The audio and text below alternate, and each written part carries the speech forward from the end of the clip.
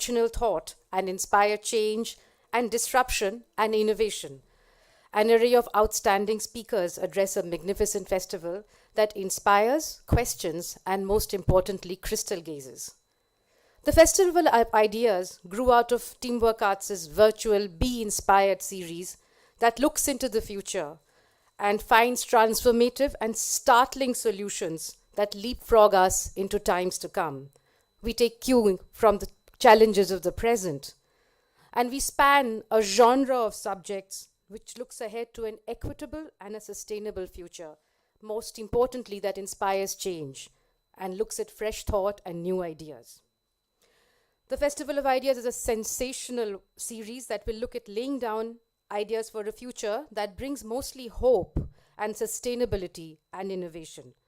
We have put together a program where remarkable speakers from both India and the UAE will address us and give us direction on subjects as varied as space research, which you saw yesterday, which we continue with today, trade and commerce, to the business of fashion, sustainable fashion, and creative economy. On behalf of FICCI, we convey our deepest thanks to our partners, His Excellency Omar Saif Kubash, the Office of Cultural and Public Diplomacy in the UAE's Ministry of Foreign Affairs and International Cooperation, our partners VFS Global, and the Indian Embassy and Consulate. Without your support, we wouldn't have been here today. The India-UAE bonds are historic as well as dynamic, and we look forward to furthering our bonds. With that, we kick off today's first session, The World is Our Oyster, the Future of Business for India and the UAE. I think the startups of the future are going to also focus on families, traditions. As we live apart, we also want to live together. So healthcare, looking after older parents, but not being able to travel to them or not living with them, what do you do? I think the startups of the future are going to look at this particular area also. Talking about startups today, so startups is a buzzword which we have been hearing since last almost a decade now, and startups are evolving in every city now in India. So startups are the future, and all the established businesses they are taking over, right from the business model to the valuations they have gone up to. So I see in future the education and gaming is becoming the next buzzwords, which will be completely taken over by a lot of startups with very unique business ideas. The world is our oyster, the future of business for India and UAE. India and the UAE, which is celebrating the 50th year of its formation, share bonds in trade that go back centuries. The relationship has blossomed into a multifaceted and successful comprehensive strategic partnership. Pillars of the India-UAE partnership include banking, investments in startups, and Indian expatriates in the UAE provide a strong platform for a more resilient future. India attracted its highest ever annual FDI inflow of $81.72 billion during the financial year 2020-21, an increase of 10% over the previous financial year. The UAE Sovereign Wealth Funds, Mubadala, and the Abu Dhabi Investment Authority together invested $4.12 billion into India last year. At the same time, future business should ensure due consideration of environmental, social, and corporate governance, the ESG factors, and promote positive societal impact, corporate responsibility, and long-term financial returns. The future holds unbridled potential. Our panel of business leaders look at the road ahead.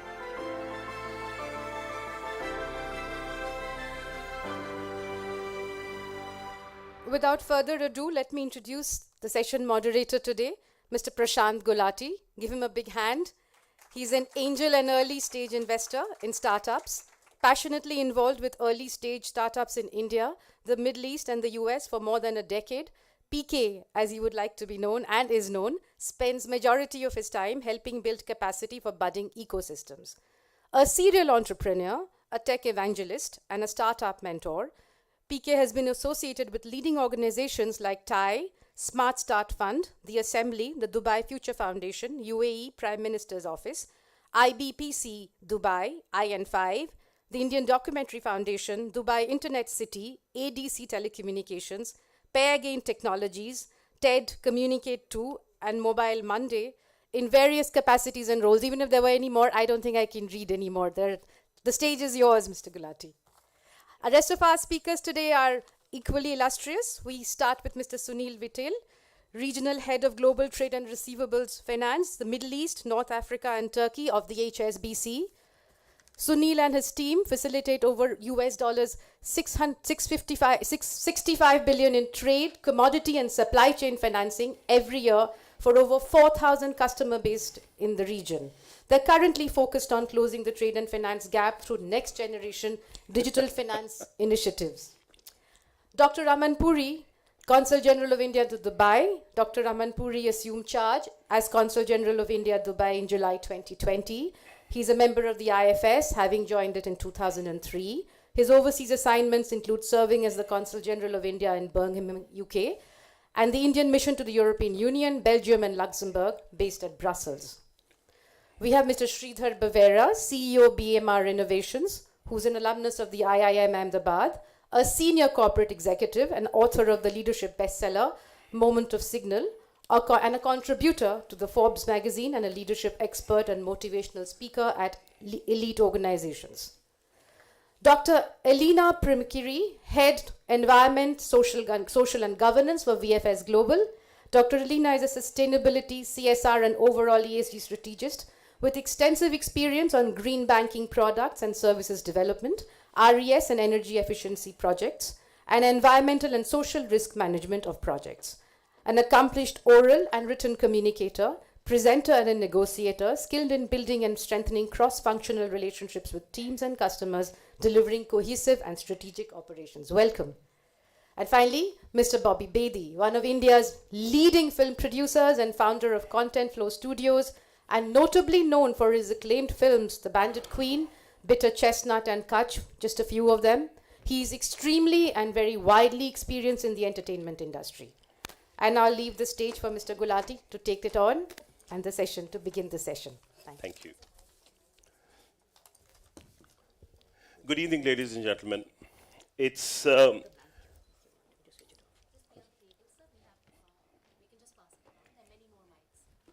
don't need it. Thank you. Good evening. It's a pleasure being here with such illustrious, leaders with me, and to talk about a subject which is obviously very close to my heart, which is the relationship between the UAE and India. When we started talking about this actual session, we did some notes and what we should talk about, and then suddenly everything got changed. I had the privilege and pleasure to be in Delhi on the 17th of this month, and all I could see was the UAE-India Comprehensive Economic Pact, which was signed. To see, our Minister, His Excellency Piyush Goyal, signing with somebody who I have had the privilege and pleasure of working with, Mr. Abdullah bin Tuk, His Excellency the Minister of Economy, was exceptionally delightful for me, because what that has done has changed something which already was very powerful, the relationship between India and the UAE. And one of the things which was all over the press there was the formation of the IIT in the UAE. Something which is a 20-year dream of Dubai, which I saw 20 years ago when Dubai Knowledge Village was formed, and we were talking about getting this. And so it's doubly the pleasure that now there's an IIT in the city I was born in, Jodhpur, and there's going to be an IIT in the city I live in. So it's exceptional. So it's not just economic. We'll have a lot of topics to talk about. So let me begin with the lady on the panel here, Elena. It's so surprising, when people talk about economy, and we have somebody like you talking about ESG, which usually the people who count the money don't really think about. It's a desirable thing at the end of it, which it isn't. And again, the CEPA actually specifically mentions climate change, energy, and governance as actually specific areas of that. So you do want to tell us more about what you do and how do you see business essentially using ESG as a part? Well, thank you very much. Actually, I'm very happy that this was part of the agreement, because it shows that it's in the right direction. ESG is not something that you just tick the box and just do it on the side of your way that you operate your company. It's part of the operation of the company itself. It showcases the qualities that the company brings in. So in my perspective, it creates value. And that value goes to the shareholder value, right? So we need to make sure that we have all these elements that create positive impact to the companies that we operate, to the environment, the societies, all our stakeholders, the government, everything. It has to be taken into consideration, and to create a strategy, strong strategies that is aligned with the business strategy itself. And it's following that priorities that come from that. So in my perspective, environmental, social and governance aspects are very critical in all operations of companies. Similarly, in VFS Global, where we have already established a very strong sustainability strategy, and the sustainability not in the sense of the environment, sustainability in the sense of the global sustainability aspect, the Sustainable Development Goals, the United Nations Correct. Sustainable Development Goals. So in that holistic approach. We have 5 important pillars that we follow. The first one being contributing to sustainable economic growth. So how does VFS really contribute to the sustainable economic growth of its operations, through its operations? The second one is delivering good governance. So it has to do with compliance. You have to make sure that you follow all government transparency, integrity, everything that lies behind governance aspects. The third element is, of course, your people. How do you develop the skills of the people to deliver those goals that you have, the business goals? How do you manage to give them the skills to be able to, to perform the way they perform? And also, how do you incorporate diversity, equity, and inclusion? Gender equality. I'm glad that today it's not a manual, it's a panel. So, as you We still have to go places, but we're coming close. We're coming closer. So then, of course, you have the environment. So what you do for the environment, how do you engage in initiatives that promote good environmental behavior, promoting renewable energy in all aspects of it. And the third and the last pillar is about the society. How do you bring back value to the society? How do you contribute back? How do you do donations, volunteering activities? And also, how do you support local businesses and women-owned businesses? And so that overall gives the whole strategy that VFS Global has in place, and that's how we try to implement ESG into our operations. Very good. Dr. Amanpuri, you have a very important role. You're the custodian of our relationship in Dubai. You're the custodian of the relationship and its growth. And when I was looking at the numbers, we have a very substantial relationship with the UAE in terms of business. It's the second and the third. We're the second largest partner for UAE, and UAE is the third largest partner of Indian business, if you look at it from the other side. With that kind of a number, and then with the aim of doubling it in 5 years, is a pretty substantial target and equally big opportunity. So, I'm sure you know more about the SEPA, and the stuff that is coming. So maybe you want to share how we see this relationship blossoming. Absolutely. Thank you so much. So,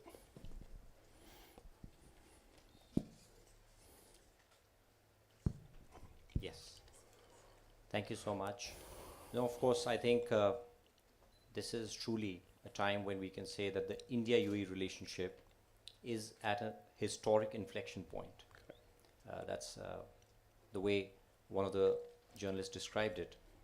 And we've been talking about this for a while, that while the two countries share this very close relationship in terms of business, investments, and obviously it goes back to thousands of years, a trade relationship. Even today, we can say that the best is yet to come, and now we will see the exponential growth.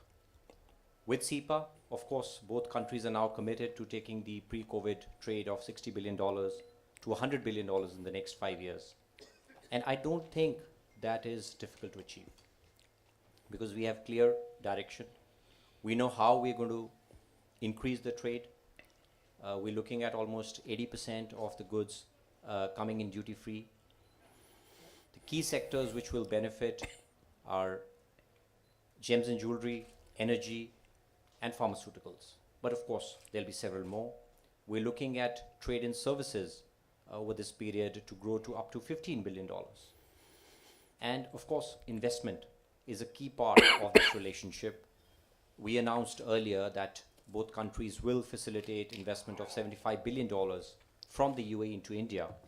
And I think that is an area where we need to work more. Of course, there are very positive signs, including the fact that 2021 was a landmark year for India's innovation story. We saw the emergence of close to 44 unicorns. Correct. Today we are almost at 90 unicorns in India. 9 this year again. Exactly. And recently we heard that the Chimera Capital tied up with Alpha Wave Global to set up a $10 billion fund, which is primarily going to be focusing on the Indian market.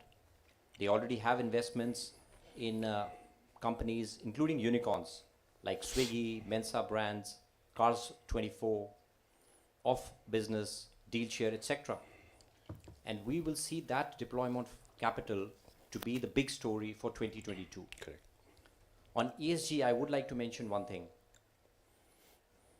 There are companies like Tata Group, for example, one of India's most admired corporate brand, over 100 years of sustainability of the brand.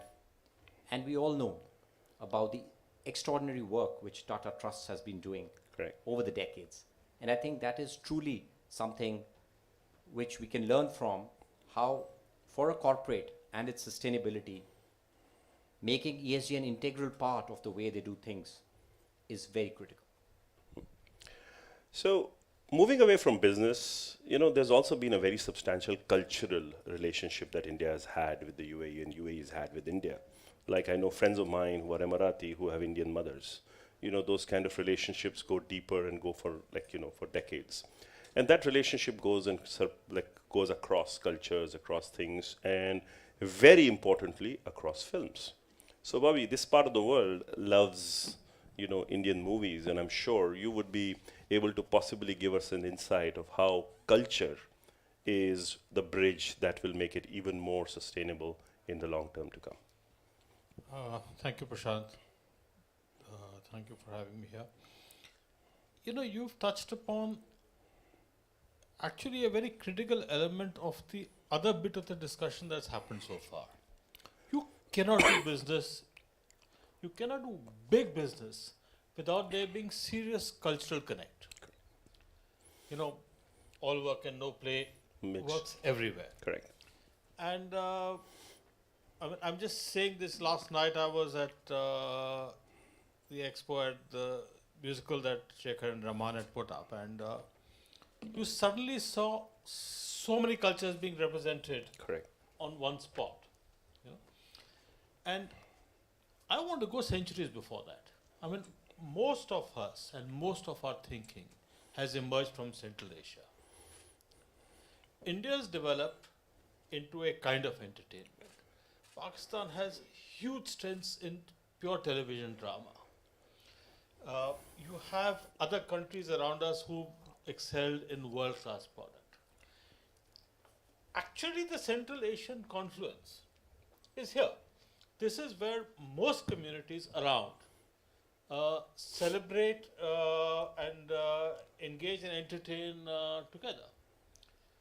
So I think it's critical that we look upon this, and now of late one is seeing an emergence of openness coming out of Saudi nearby. That also, it's never going to develop into exclusively Saudi. It is the region that is going to get influenced by that. And I think that it may become, if we make the right effort in this space, this could become the confluence of cultures that this region actually Deserves. needs, and will end up sort of serving a much larger purpose and possibly, therefore, influencing the world market. I mean, there have been some events in the last few years which have actually gone into our minds, but we may not have focused it from that perspective. But I think when the OTT business came up and Netflix and Amazon and these companies came up, to me, the one big change they brought through was that I had become dubbing and subtitling agnostic. These were considered, substandard ways of engaging and entertaining yourself in the past. Today, you're at a stage when you see a show in a dubbed language, you say, no, can I just switch back to the original language? It just has so much more impact. And that will fuel the speed and energy of what I think that The most popular thing on Prime is at the moment Pushpa, exactly. the movie, Yeah. which was originally shot in, Telugu. Exactly. So I think that it's a great time. It's a great opening. There are different kinds of shots that have been fired, and the beauty about shots is that you can never put them back in a gun. They will all go and hit their mark one day. Thanks. So Sunil, coming to you, like banks have been the mainstay of business in the sense they form the backbone. And as a part of HSBC, you have a very big, history and pedigree of having a global kind of footprint in the space. And I was seeing the numbers that were mentioned in your, profile. It's a very substantial number that you possibly do between India and the UAE. With India today globally leading in the fintech space, where supposedly the new way of doing, or moving money or looking at that is this. How do you see this blossoming, and how does it work so that we can get that innovation and make it as a part of the backbone that you guys do? Yeah, no, thanks. Thanks.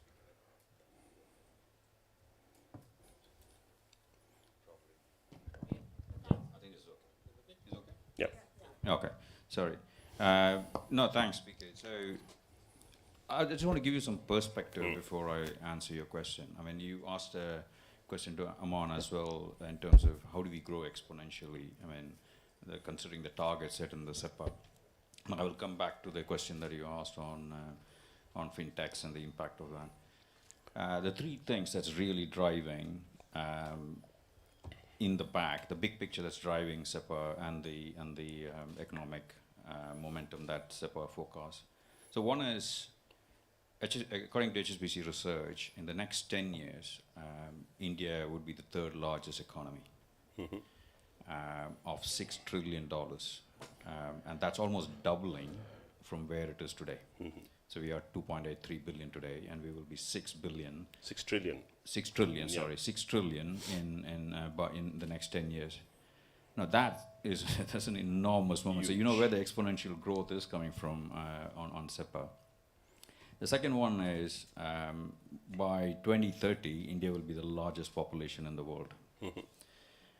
Now, it's got its own weaknesses and challenges of having the biggest population, but also it brings you a lot of opportunities. And one particular opportunity is 1/5 of the world youth would be based in India. Wow. Now, that's a huge demographic dividend for whatever capital that you put in today. So you don't want to miss that opportunity. The third one is the adaptability of the Indian, the nature of the Indians and the cultural adaptability of India.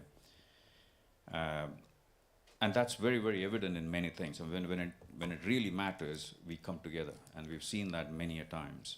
Aadhaar is one example, how we became one of the largest citizenship identity in the world. But one mind-boggling statistics is today India processes close to 26 billion real-time payments a year. We are 60% more than China. And we are 21 times more than US. That's 2,100% more than US. You can see the scale and the impact these adaptability and changes are bringing. So you have a population of youth. You have the digital adaptation that's really pushing the momentum through the economy. So we are excited from a trade perspective. There are two things that we are really excited, and as part of SEPA, and I think SEPA covers this really well. One is the high-skilled exports is actually growing faster than low-skilled exports in India. So what does that mean? High-skilled exports, when I talk about, is export of electronics. I mean, high-end electronics, IT services, software consulting, pharmaceutical and healthcare, education. The high-skill part is growing faster than the low-skill, like textiles and apparels, agricultural products, white goods, etc. Now and the second one is the new age tech, to your question, and I think that is enormous. To Aman's previous point, the amount of investment that has gone in. Just last year, we had $20 billion going into India on startups. 50% of the FDI today is actually on startups. 7 years back, it was only 20%. Correct. So you could see the big picture of the young population and the digital infrastructure of the country with the investment that's coming in, and that is what we are excited about, and that SEPA covers that really well in terms of how to capture that between UAE and India. Very good. You know, our last but not the least, Mr. Bivara, you bring in a completely different perspective. You know, somebody who started, at the bottom of the pyramid, climbed his way on the top, wrote a few books, and now is inspiring people. So maybe you want to tell people, like, you have your books there. What prompted this? What made you do that? Thank you, PK. I think you have read my mind. I was praying that I should be the last to speak. Thank you. The only reason being that the experts are talking about what can be and what is it already.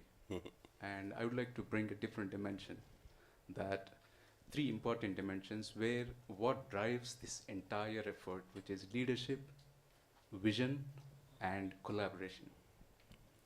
Now, when we talk about leadership, there are various types of leaderships that we have already known with. But there are finite leadership and there is an infinite leadership. Infinite leadership is technically connected with the vision, which is always perpetuating the game, because you are not ever achieving that vision. That is why it is vision. Visions are not really achieved. They have to be relevant with the times, and they have to be always at the future of the times. That is why we are always aspiring to go there, reach there, and see the world that somebody has visioned already, or somebody has visioned that what this world could be in future, which is not that we could actually see it now. And inspire people to believe in this, the world that has been visioned. That is going to be collaborative, which will have culture, innovation, and sustainability are the main aspects. Now, going back to vision, the 4 important parts of the vision. That the first and foremost, is the empowerment of ecosystems.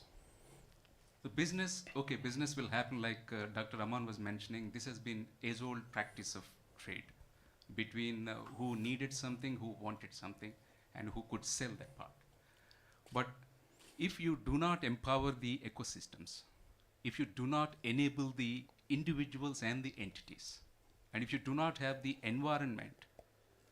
economy that is competent, and environment that is sustainable with, again, 2 core activities of innovation and culture. Like Mr. Bedi mentioned about culture being very important part. If you do not have the cultural connect, the business up to 80% is possible, but the excellence starts after 80%. The Pareto rule, if you talk about 80-20, you do not need to reinvent the cycle. You have already principles, technologies, methods, and benchmark practices everywhere in the world. So we don't want to waste time in reinventing the cycle. So we already have certain benchmarks. So we step on that and see what best we can actually thrive from that point. And that is the basic point of somebody's excelling. Sunil was mentioning about India is going to be the 2nd largest in probably a couple of decades. That is what PwC is also saying. But even UAE, if you look at the vision of UAE for 2050, they are specifically talking about shared purpose with many countries, because your collaboration has to have the shared purpose. Otherwise, there is no collaboration. My latest book, Roaring Lamps, is purely about collaborations and how do you forge alliances. Because you have something, the other person has something else. And if you come together with a common purpose or with a purpose that is shared, because the future generations have to be benefited out of this.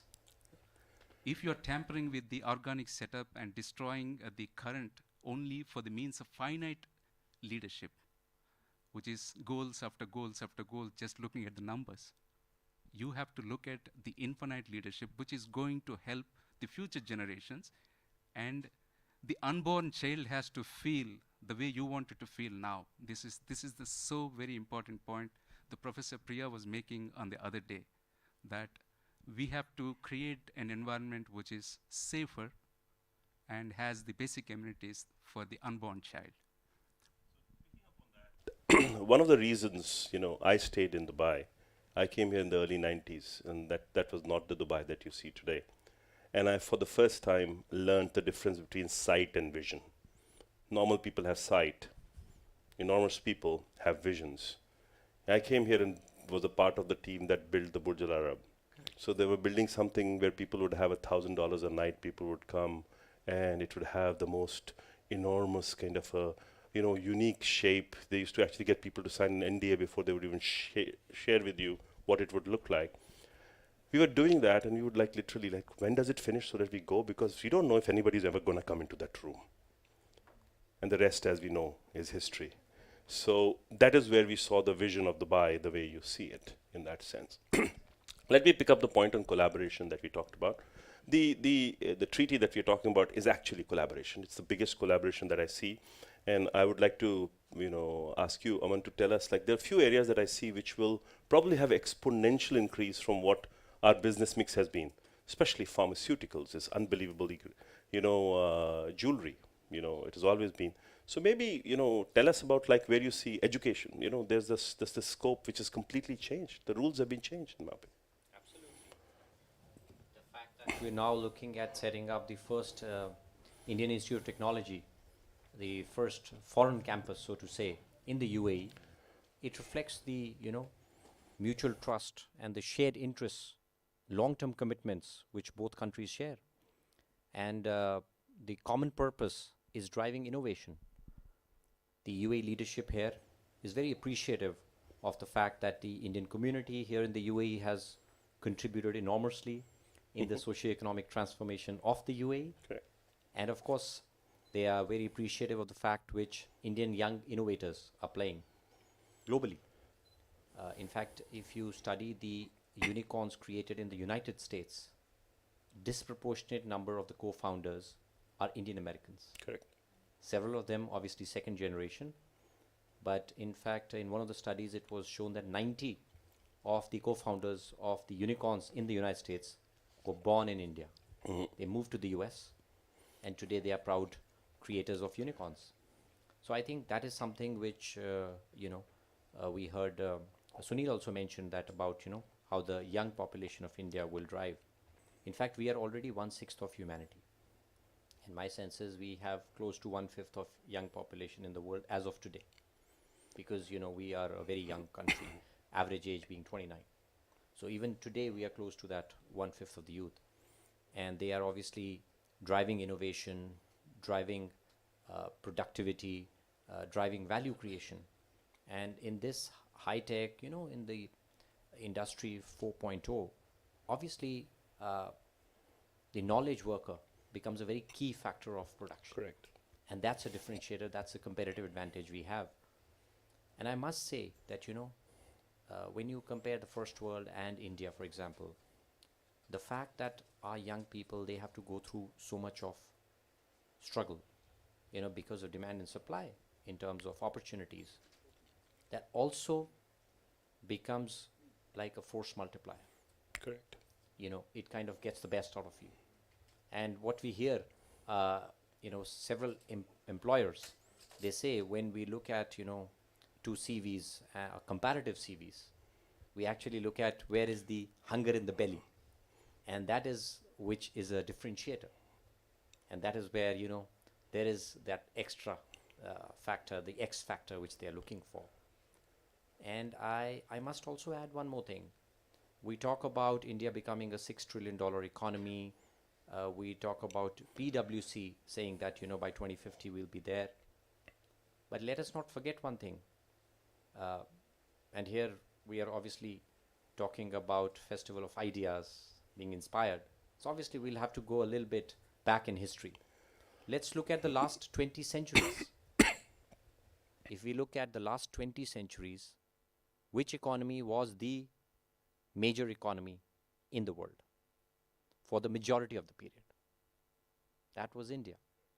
So what we are seeing now actually is the re-emergence of a very important economy, a civilization which goes back to 5,000 to 7,000 years old, and of course, coming to culture. It is something about that land, which has been the fertile ground for the birth of 4 major world religions, for example. And that talks about the ability for creativity, ability for acceptance, ability for new ideas to take firm ground in that land. And coming to innovation and how SEPA will drive our relationship, of course, we heard that traditional businesses are also going to face a lot of disruption. Now, while yes, key sectors like gems and jewelry, pharma, the world is fully aware that India is the pharmacy of the world. We can produce generic drugs which are world class at a fraction of the cost. And that is something which now we are realizing that here in the UAE, for example, we have several key stakeholders in the healthcare industry and the sector who are of Indian origin. And obviously, all of them tell us that, to make healthcare more competitive in the UAE, to be able to serve patients from other parts of the, Middle East in this region, to be a viable healthcare tourism destination, we do need to bring in, affordability in terms of pharma products. And that is something which, so we're actually natural partners. There's very little where UAE and India compete with each other. We actually complement each other in many, many ways. There is the UAE's regulatory freedom, the ease of doing business, actually the speed of doing business, and the ease of living, which is encouraging so many Indians to make it their second home. And we saw even in the last 1 year, 2021, in fact, has been a very phenomenal year in terms of the number of Indians who actually put in serious money in the real estate sector here. That also shows how the two countries are deeply engaged. They have basically, they truly believe in each other's futures. We saw, of course, Prime Minister Shri Narendra Modi, he mentioned during the virtual summit, Correct. how UAE is the first country to actually commit serious FDI into Jammu and Kashmir, for example. That's correct. That is where the strategic element of the relationship comes in. I've seen your hard work on that space specifically. So, Elena, before we wind up, I've been told we started late, so wind up quickly. But I want to ask you one question, which is, I think, the biggest bridge between India and the UAE, which is travel. And VFS and travel can't be too far away, correct? So when do you see that coming back, and how do we make sure that we get close to? I just went and saw my mother after a very long time because of all the travel restrictions. So I'm sure there are tons of people here who are looking forward to when that happens. And obviously it's a massive economic driver, correct? Correct. It is a massive economic driver, and traveling, everybody's looking forward to return to normal, whatever normal that is. Yesterday was a big session about traveling, I think, where our CEO expressed a lot, so I cannot even touch upon the length and the breadth of his presentation, but we see it coming up soon. I think 2022 and 2023 will be a year of really huge amounts of traveling, because a lot of people wanted to travel, in the past years, just to see their families, friends, etc. Now it's becoming even more, it's more of a need, People are really looking forward to just get on a plane and travel. So the coming years are going to be really important in terms of the traveling. Of course, let's not forget that during the traveling, when travel was banned, a good happened with the environment, right? So the levels of the carbon emissions have decreased. We have to take this into consideration. That doesn't mean that we should, ban travel for all, but we need to find ways of innovative ways. Banning travel, try it. No, but we need to find innovative ways. That's Correct. where, we need to be inspired and find innovative ways of making sure that carbon emissions are not there from traveling. There are a lot of ways of tackling that. So I think that's what we should focus on. So let me quickly share inspiring story about travel, and I won't be very long. So last evening I was with a friend of mine, and he mentioned that he's going to be writing a book on his travels in the last 2 years. So he visited 82 countries and been writing about it in a book, and he safely did that. So on that positive note, I've been told there are no question and answers. Unfortunately, we're running late. So I need to thank this great panel. We didn't get too much chance. We could have continued talking. So thank you very much, everybody, for being a part of this. We tried to inspire, and I hope they got inspired. Thank you very much. Thank you very much, all of you. All our speakers, give them a big hand. That was an enlightening, superb, and a truly futuristic session. Can I request my colleague Parul to present you all with our signature scarves? We will begin the next session in 10 minutes sharp. Do remain seated, mingle, or just be back to claim your seats in 10 minutes. I just want to turn around the stage.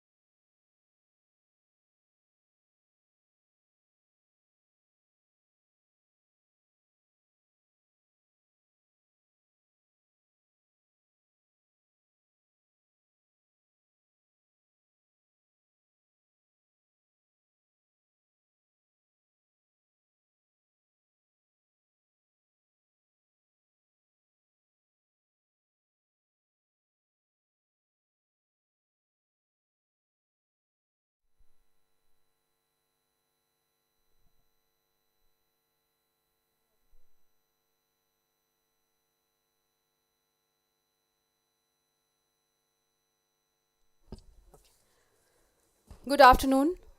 We are back now with one of our most stimulating sessions of the afternoon. The Women Who Lead Us, Fueling Entrepreneurship, with four very strong, independent women panelists. We look forward to this session. Can we play the session AV, please? Women bring a lot to the table. The idea is that we are not just quantitatively skilled, but we are so high on EQ, on our emotional quotient about compassion, empathy, passion. These are the things that we bring to the table. And that's why I believe that women are the future. Well, we've always been the future, but that's an additional thing that we bring to the table. Women have always known to be multitaskers. With new opportunities opening and social setup changing, we can see more women coming forward in the workforce and not shying away from taking leadership. The women who lead us, fueling entrepreneurship. Women leaders both in India and the UAE are increasingly challenging boundaries, breaking the once impregnable glass ceiling and taking businesses to greater heights by combining their unique abilities to work tirelessly, think out of the box, blend pragmatism with dreaming big and inspiring those who work for them. They have big goals and even bigger commitments, delivering on IPOs and becoming entrepreneurs being just a few of those. Our panel has some of the most influential women leaders who will shape our tomorrow.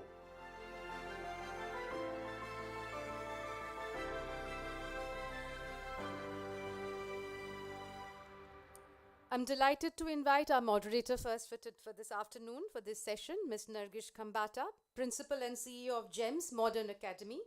Nargish is also Vice President Education, a recipient of the first ever GEMS Exceptional Head of School Award in 2018.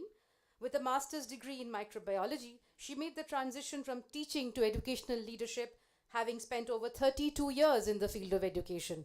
Nargish, please do take the stage. Our other panelists for today, Dr. Sapna Poti, Director, Strategic Alliances Division, Office of the Principal Scientific Advisor to the Government of India. Give her a big hand, ladies and gentlemen. Dr. Poti's primary role is to promote scientific research and development and innovations for social impact to address industry problems through industry, foundations, and government channels. This includes engaging science and technology institutes and the entire startup ecosystem to meet national missions and priorities in the country. Give her a big hand. Next, Ms. Sharda El Borno, Managing Director, Standard Chartered Bank, Dubai. A big hand of applause, please. Based in Dubai, Sharda has been part of Standard Chartered Bank since 1996. Before her current role, she has worked across a variety of functions, including and is known for driving business results, maximizing performances, and providing the highest levels of service. Now I'd like to welcome Dr. Bubbles Kandhari, Vice Chairperson of the Al Dabowi Group, Dubai, UAE. Dr. Kandhari is the Vice Chairperson of the Guru Nanak Darbar Gurdwara, Dubai, Director of the Al Dabowi Group, and the Chairperson of the Young Hearts Group and Dubai Ladies Group in Dubai. We look forward to a really insightful and a very distilled conversation which not just crystal gazes but lays down goals and resolutions. I leave the stage to you. Thank you very much. Ladies and gentlemen, I'm delighted to be moderating this session, and the reason I stood up and waited for our wonderful ladies to sit is just because I am in awe of what they have accomplished. And perhaps it is in their DNA. What has nurtured that DNA? What has applied the selective pressures that have enabled them to be who they are and do what they do, and do it with aplomb and grace? I think that is what we're going to try and find out. So I think when she said distilled conversation, my only ask for them, and it's not at all ask for these wonderful women, is that you've got to inspire your audience. Now, before I come to them, I'm glancing around the room here, and I think if you manage to inspire these ladies and gentlemen, then I think we would have accomplished what we set out to do today. So welcome once again to this wonderful session that our friend here, Sanjoy and team, have drawn us into, almost like a web, really, and coaxed and coerced us into these conversations. My question to you is, would you first introduce yourselves? You've heard that introduction, but now we want to unmask the real you and use any entrepreneurial trait. Take your pick. There are so many. whether it's courage or whether it's confidence or whether it is leaning into failure or whether it is risk-taking, whatever it is. Introduce yourself, the real you, the person behind your mask and persona, and share with us who you really are. Shada. Fantastic. Good afternoon, everyone. Thank you very much for making me a part of this. I feel very privileged and humbled to be amongst a fantastic panel. My name is Shada Al-Borno. I'm an Emirati born and brought up in Dubai. I'm a loving daughter, a very proud sister, and the world's best aunt. I started my career in Standard Chartered 25 years ago as a graduate trainee. Today, I'm a managing director for the multinationals business, one of the biggest segments of the bank, whereby I lead a team of relationship managers in catering to multinational corporates outside of their home market across our Middle East footprint. It has been a long journey in the making, 25 years, as I mentioned. I got here through patience, perseverance, a lot of self-learning and courage. And the underlying trait in all of that is emotional intelligence and vulnerability, which to me worked as the most compelling trait in winning trust for myself and belief in myself and that of others around me. Today I stand before you. I call myself a constant learner and a positive thinker. And so I'm hoping indeed that through this fantastic partnership here on the stage, that whatever we say will indeed have an impact on our listeners. Thank you so much, Shada. Courage on one side and emotional vulnerability on the other. Wow, that's an awesome combination. Do you want to tell them what your name means? I just got to know 10 minutes ago.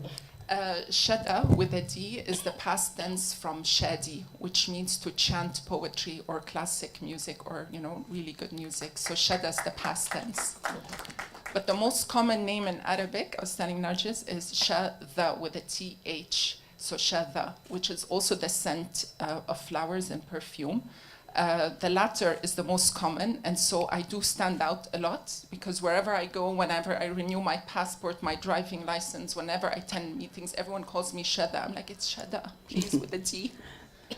Thank you so much for sharing that. Bubbles? Yeah, well, I have to introduce myself. First of all, good evening to all of you, and thank you, Nargis, for having me here. You see, my trait that you had asked me to choose as trait, one of them, and I think the most prominent, is self-confidence.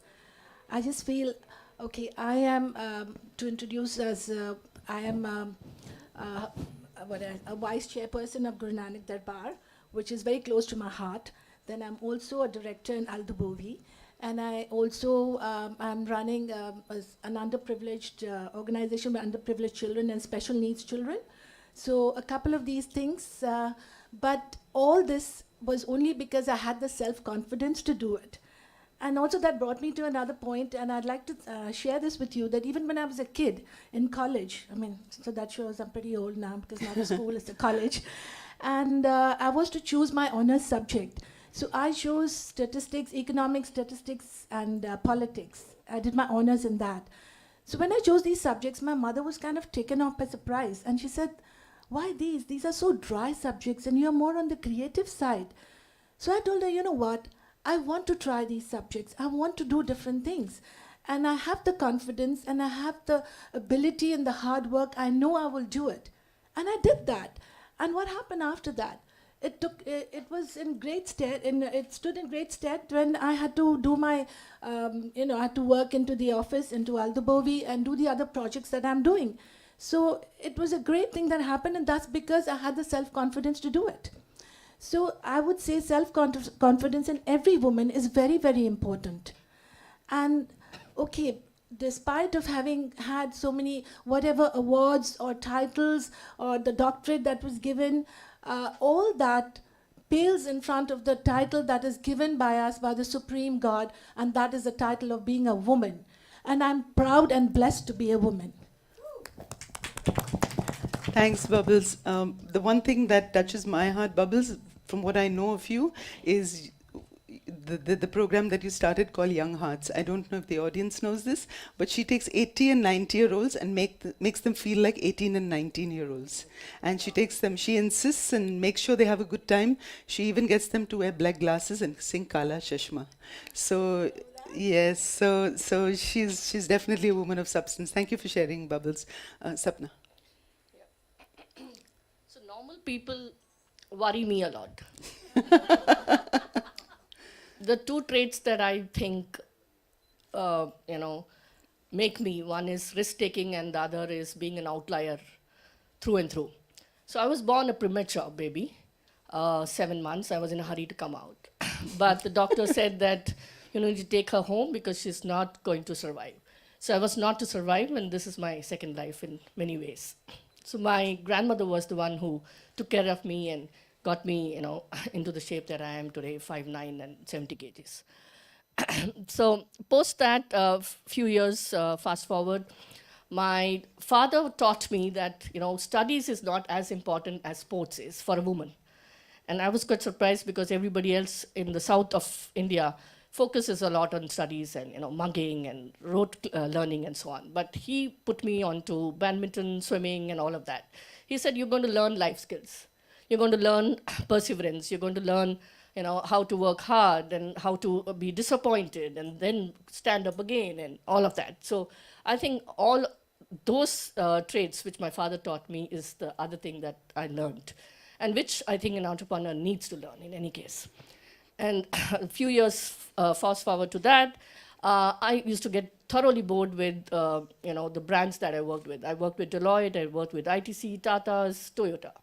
And all of them bored me because by the time I was 5:30 in the evening, I was dead tired and I was thinking to myself, why am I chasing only money? And why am I making the rich richer?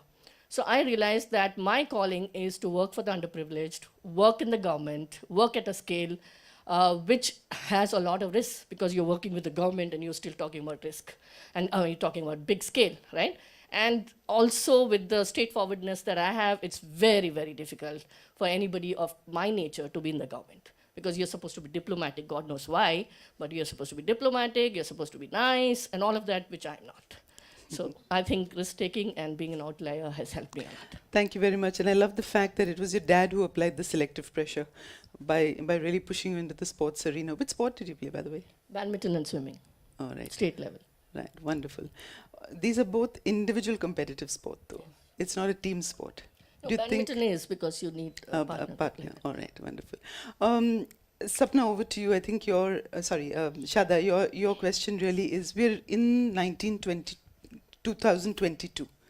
Yeah, 2022 we're in. We're still talking about the glass ceiling. Does it really exist? And if it did for you, what really did you do to smash that? What were your tools really? What was your superpower to smash that glass ceiling? And if you were to give your 18-year-old self advice, what would that be? So the glass ceiling is breaking increasingly day by day. But I've learned that there are two forms of glass ceiling. One are self-limiting beliefs, which we impose on ourselves and to a great extent manifest. And then there's the other, which external factors set for us. In my opinion and from my experience, both of them are breakable if we smash our self-limiting beliefs. Today, when I'm looking around me, there's increasingly many more women in C-suite positions, in leadership roles. More and more organizations are proactively embracing and fostering gender equality. And women are just not settling for anything less than their worth. That says a lot. And for me, one way of tackling my self-limiting belief, for example, I'm thinking out loud as I'm speaking to you, is this live example, which is looking fear in the eyes when it comes to public speaking. It's something that until now I really struggle with a lot. And so the way I decided to tackle this shortcoming of mine, or perceived shortcoming, is to embrace it. And thus, for many of you who don't know me, my journey on LinkedIn started just over a year ago, where I found writing a safer space for me as opposed to speaking. And then on, I started proactively seeking opportunities to put my hand up, speak to my colleagues, speak to my team, just say something out, because my purpose is really to try and expand my reach, say something that might be of benefit, because I'm a firm believer that, again, life doesn't just happen by accident. We all encounter each other or encounter incidents for a reason, and to grow my voice and practice it. So if I were to look back, I would tell myself to be true to who I am, because honesty and authenticity are key, and to believe in myself more, often than not. Wonderful. And I think public speaking is the number one fear it's been classified as that. How many of us started out our careers as being fearful of public speaking? I know I was. There you go. You're in safe hands, safe company then. Thank you, Shada. So did you say your self-limiting belief was, what are the two you mentioned, just to recap and crystallize that? So, for example, inability to speak or say something that's worthy, that's one, right? Or speaking up for myself, right? Because no one knows what you want better than yourself. So I've had to learn that with time and with experience and with practice, and not just being kind of like emotional and, reckless about it. It's very important in life to respond to situations. And I've learned the difference between reacting and responding. Because reacting is on the moment, which happens in the heat of the moment, you react to something.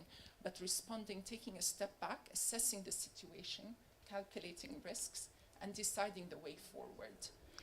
Wonderful. Thank you so much.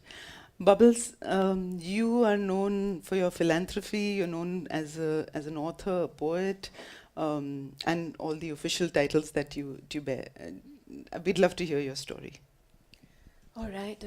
Well, I'm born and brought up in Mumbai, and got married and went to Hyderabad for 5 years, and then came here in 1976 with my two little boys, 3.5 and 1.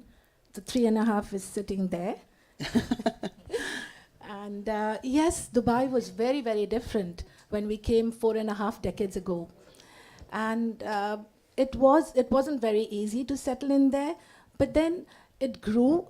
And the way it's grown into a beautiful city, so did we. We all grew in stature. And I would say it was like, we were kind of growing with all this going on, but at the same time, we had to do our businesses, which was slightly different than what they are today. But even then, we had to take risks. We had to, whether we falter or whether we succeed, it didn't matter. It should not change our confidence, our self-confidence and our help, and knowing that we will go forward, which we did. And eventually today, what we have, we are very proud to say it's a great corporate company that we have settled here. And we are proud of that. So that is the kind of thing, is when you are actually having self-confidence and having the initiative to do things the right way and the hard work, and you know that success is all on yours. Then having said that, further on, if you want to talk about my life, as you're saying, these 40 years, or 46 years to be precise, that we've been here, I wore a lot of hats, okay? Somebody just happened to like my voice. I feel funny saying that, so they wanted me to be on the radio. So I did the RJ work, just freelancing, just for fun, for 10 years. And it was a great success. Again, because I felt, okay, I have the confidence to do it, and someone wants me to do, why not go and try for a lark? Which I did. And then you won't believe, 20 years later, I'm talking about this year, during pandemic, someone said, okay, let's do the Punjabi show again. And it was the same station, 106.2, I can say, who asked me. And 20 years later, I went on the mic thinking, am I going to be able to do it? Is my voice going to be all right? Or will I look like an old lady? And it was such a success. So what I feel is, if you have the confidence and you know you can do it, you will do it. So you have to have that in you, the courage and the perseverance to do things. After that, moving on, what was the other thing I did? We had this RJ, then there were a lot of other roles that I took on. For example, even Young Hearts, as you're talking about, which was a great thing, because this was something that I wanted to give back to society, and entails also compassion and love that you want to exude to the world, to the people who really need it at this stage of their lives. And the other thing that was really, really close to my heart, as I mentioned earlier, is the Gurdwara. During this time of 40 years, which is in fact 10th anniversary of our Gurdwara last month, we built that Gurdwara. Just when we were doing that, people never thought we could, and they said, "You're being stupid, thinking of something like this in an Islamic country." But the authorities were so kind. They understood what we wanted and the need, and not only that they understood, they gave us the land free. And today we are proud to have the Gurdwara that is there in Jabal Ali. So what was it all about? It was your self-confidence, and it was your perseverance, and you're sure that what you want to do, you'll get it if you can convince the people the right way. So these are the few things I felt that it was important, and this is how our life went on. I'm smiling at the humility, few things. But I want to take a minute to talk about the Gurdwara, and I think it's the excellence that she's not really defined for herself. Because whatever she does, I think it's excellence. And I think the Gurdwara is the only ISO certified Gurdwara there is. I was going to tell you that later Yeah. about it. Okay, Yeah. okay. I didn't mean to, no spoiler alert here. Thank you so much, Bubbles. Swapna, your name suggests dreams, and I'm sure as a young girl, thank you for sharing that story. They say premature babies are really hardy babies, and I think you're proving that one right. As a young girl, you probably had star in your eyes, lofty ambitions, dreams. How did you make that a reality? Right. So I talked about my father, and unfortunately, though he was everything for me and he brought me up, at the age of 16, I lost him. So I think that was the real trigger, because otherwise maybe I would have been a spoilt and pampered child, completely spoilt. I can't even explain. It's a little embarrassing. So I lost him, and my brother, the next year, he's an elder brother, and he thought he has to take the responsibility of the family, and he had a nervous breakdown, and he's a schizophrenic. So I have an elder brother who's a schizophrenic, and my mom was a housewife, but she managed to kind of get a compensatory job and so on. But that is when I realized that I need to stand for this family, and I have to move on. So I changed a lot of cities, and I did my MBA, then I did my PhD. And while in school, actually, I used to fail in about 3 or 4 subjects easily. And I used to always have this report card saying, very beautifully, failed but promoted to the next class. So it was very nice to go to the next class, like a free bite, But then I said, okay, I have to be serious. But at the same time, I told myself that if my dad can pass away so early in life, that means you need to enjoy your life as well. So it's not only hard work. So I play hard, and I also work hard. So and most people have seen the play part more, so they see the Facebook and they keep saying, okay, she's got a Jeep, she's in the mountains, she's having a good time. When does she work? And how did she reach the Prime Minister's office? How come she's working under Principal Scientific Advisor? And she says she's done 1,578 crores. How? So that's the trick. Keep everybody busy with everything else and keep doing your work in the behind. So that's how I've been doing it. And believe me, the crab mentality is away from me, way away, off. So I keep that off. I keep a low profile, keep working with my teams. And the whole idea is how to execute, because we talk a lot of ideas, a lot of big dreams and all of that, but execution is what I focus on. I'm like, you start something, you better end it. However it is, yes or no, I want that answer, and I want to complete that implementation project, and that's how I've done it. Audience, I don't know if you've realized that all of our women here are authentic, and they're not afraid to share their stories, and they're not afraid to sweep shortcomings or anything under the carpet. And I'm delighted to hear that, because I think when you're authentic, that's when your true self emerges and you push yourself even harder, because you're only proving it to yourself and nobody else. Before we throw it open to Q&A, I just wanted to check with you, what are some of the, really hard challenges that you faced, and how have you overcome it? So, can I go first? Please. Okay. I lost my mom recently, so which means that I actually don't have a family other than my brother. But throughout the career, I've only got challenges to face. For instance, when I was in skill development, I was offered the Pradhan Mantri Kaushal Vikas Yojana, which is the Prime Minister's flagship program. I said, I don't want to do it. So they were like, you're out of your mind, you're refusing a PM's program. So I said, I'm refusing for your own good, because I'm very, I can't deal with corruption. I'm very ethical. So, and finally this program is not going to go ahead. So give me Northeast, give me Jammu Kashmir, give me Naxal area. So that is how I got the difficult regions, and I did that quite a bit. I did a UDAN program for Ministry of Home Affairs and so on, where we gave a lot of jobs to Jammu Kashmir and those Naxalite areas, and took a lot of corporates to those areas and so on. So that's one challenge that I faced. Skill development to science, that's quite a jump, because scientists and technologists, they are people who do good technology, and they're very, very intense in their labs, but they don't know how to make a proposal, how to pitch, and so on. So that's the other challenge which I've taken on now, that I actually help them to pitch for themselves and market for themselves and so on, while I don't have a marketing background myself. And I did hear her 2 days ago when I was at a dinner party with her, and I thought she is one of the sharpest minds, and the questions she was asking were absolutely spot on. But the way she praised people also just showed that she had that beautiful balance. Audience, I'm going to ask you to play a game with me. So when you've heard her story, or you're hearing her story, so for each one of them, I want you to shout out an adjective. For Sapna, what's your adjective for Sapna? Fearless. Fearless. Determined. Sky is the limit. Yeah? Shada? So for myself, how I've learned to tackle challenges is with time, experience on the job and in life, and maturity. It's not about the number of times that I fell down. It's how fast I just got up, shrugged the challenge off my shoulder like a dust, and then moved on. Because all of us, fact is, will face challenges and difficulties in the line of duty, personal life, family life, even on the health front. And I've learned to accept that there's lessons from all of them and no failures. So with time, I got better at just getting up and not dwelling on the tragedy or the failure for long, and just moving on to the next thing. Give us one example. I'll give one example. So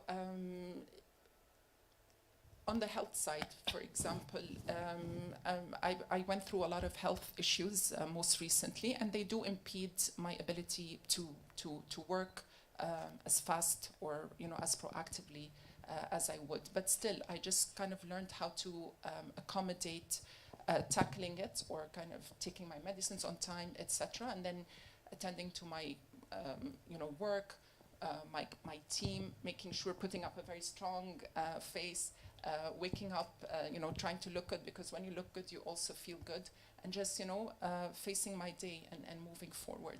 With your dewy complexion, who would have believed that she's just gone through a health ailment? That needs courage, for sure. Yeah. Adjectives for Shada? Courage. Considered. Honest. Resilient. Are you on her team? You know best then. Thank you. Bubbles? Yeah, well, we've had a lot of issues. There could be personal, family issues. Everybody has them. And it's how you tackle and how you face them is very, very important. As she said, I completely agree with you, and I'm on the same page.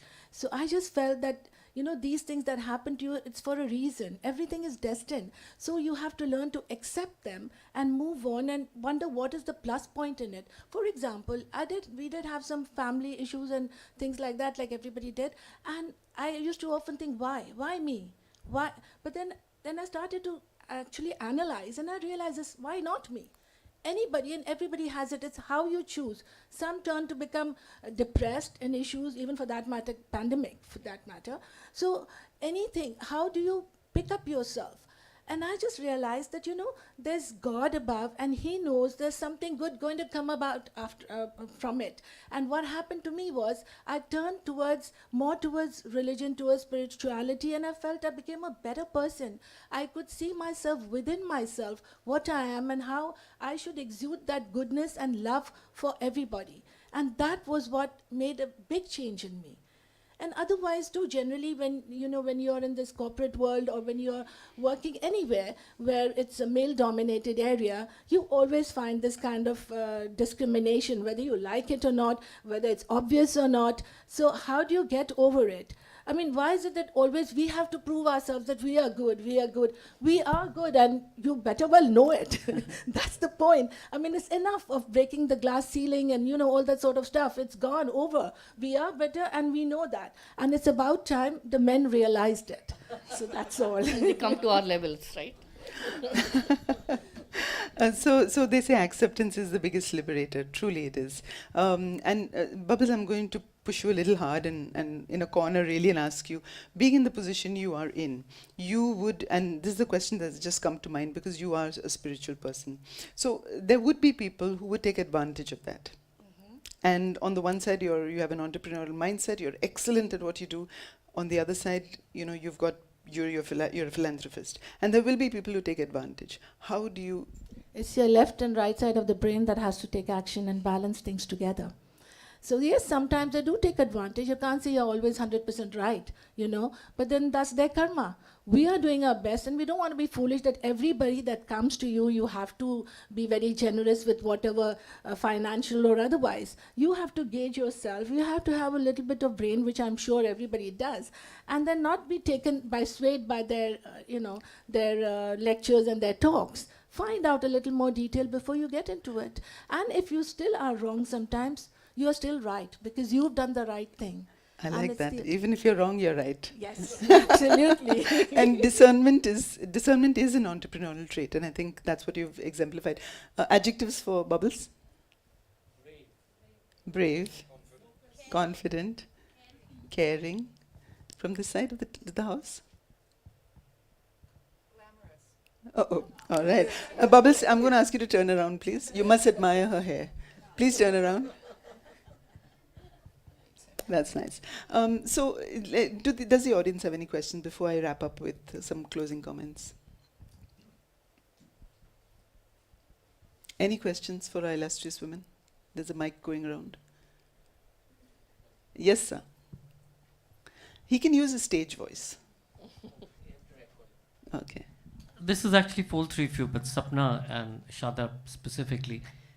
Sapna, in all of the work that you've been doing, and Shada, in some of the work that you've been doing, how do you see the future 30 years down in terms of where do you see women and entrepreneurship sort of furthering innovation with empathy and certainly keeping in mind the benefit to the planet?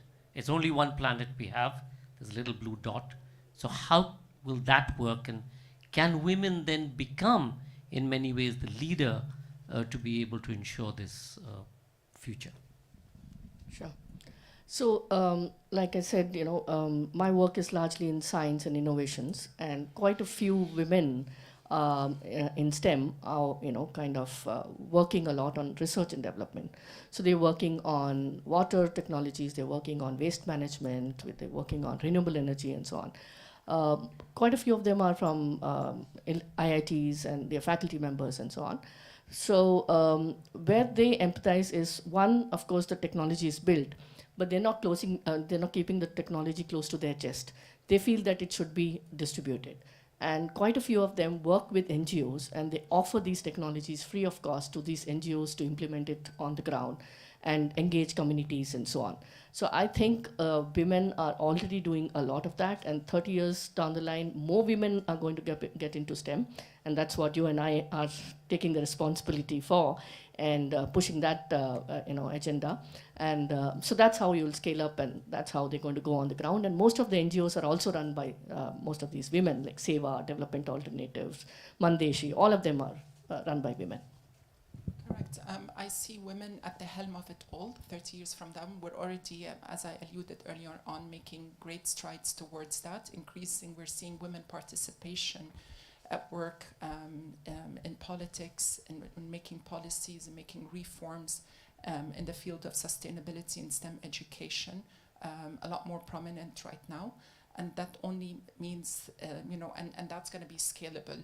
And in doing that, in empowering them and educating them and them leading the way, definitely they're going to be at the helm of it. So we're going to see a lot more balanced view going forward. That's what I foresee.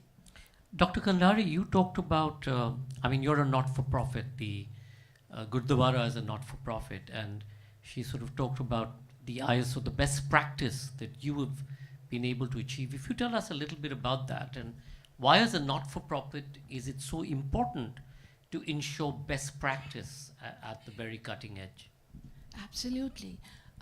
You see, the Gurdwara was built with things in mind that all Gurdwaras are, but it was with a slight difference, because I would say it's not that absolutely, what do you call it, the typical Gurdwaras that you see, not that I'm running them down at all, but we had a vision, rather my husband had a vision, and of course I supported him, was to make it something a cut above the edge, so to say. And we had this ISO certifications because we wanted it to be clean, healthy. There were 4 certifications that we have, which is actually a record in any religious institution. So, which is considering hygiene, food, and lots of other things. These 4 ISOs, we've got 2 world records. So these are because you think out of the box, and the reason there's no money in, once you think it's an organization which has spiritual values and things. So when you think of money in this part, it just doesn't exist. Of course, you need money to keep on going, but then you have it all clean. When you have audits and things like that, everybody knows that it's just going for a good cause. So when you're doing these things, it's a different ball game. It's absolutely entrepreneur in the sense that you are making sure that all the activities and all the things are done in right order, and the money is going to the right places. For example, we were serving during pandemic. We served about 150 lakhs or something, 150,000 kilos of food all over Dubai, UAE rather, to the hospitals, to the camps and things like that. We had 15 chartered flights. We sent people back home.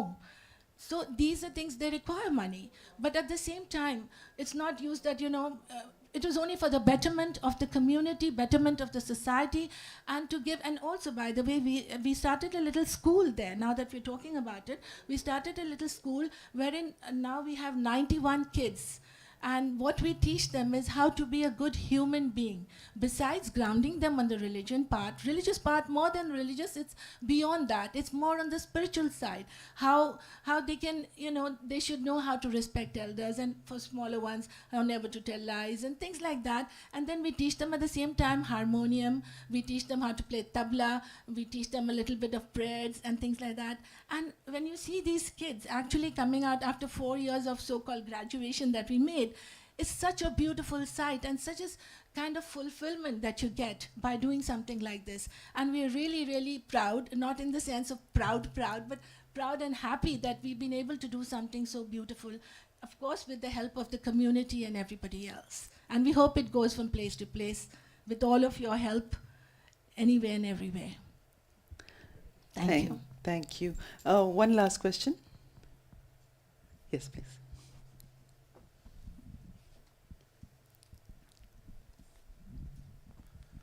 Hello, I'm Sridhar Bibara. We are first of all inspired, and it is exhilarating to know and have witnessed 3 dynamic leaders here. So in that context, and in the context of currently India and UAE have signed the record-breaking trade pact, how do you look at the current leadership, both in UAE and India, and how do you expect this leadership to evolve for the next couple of decades? 3 of you, please.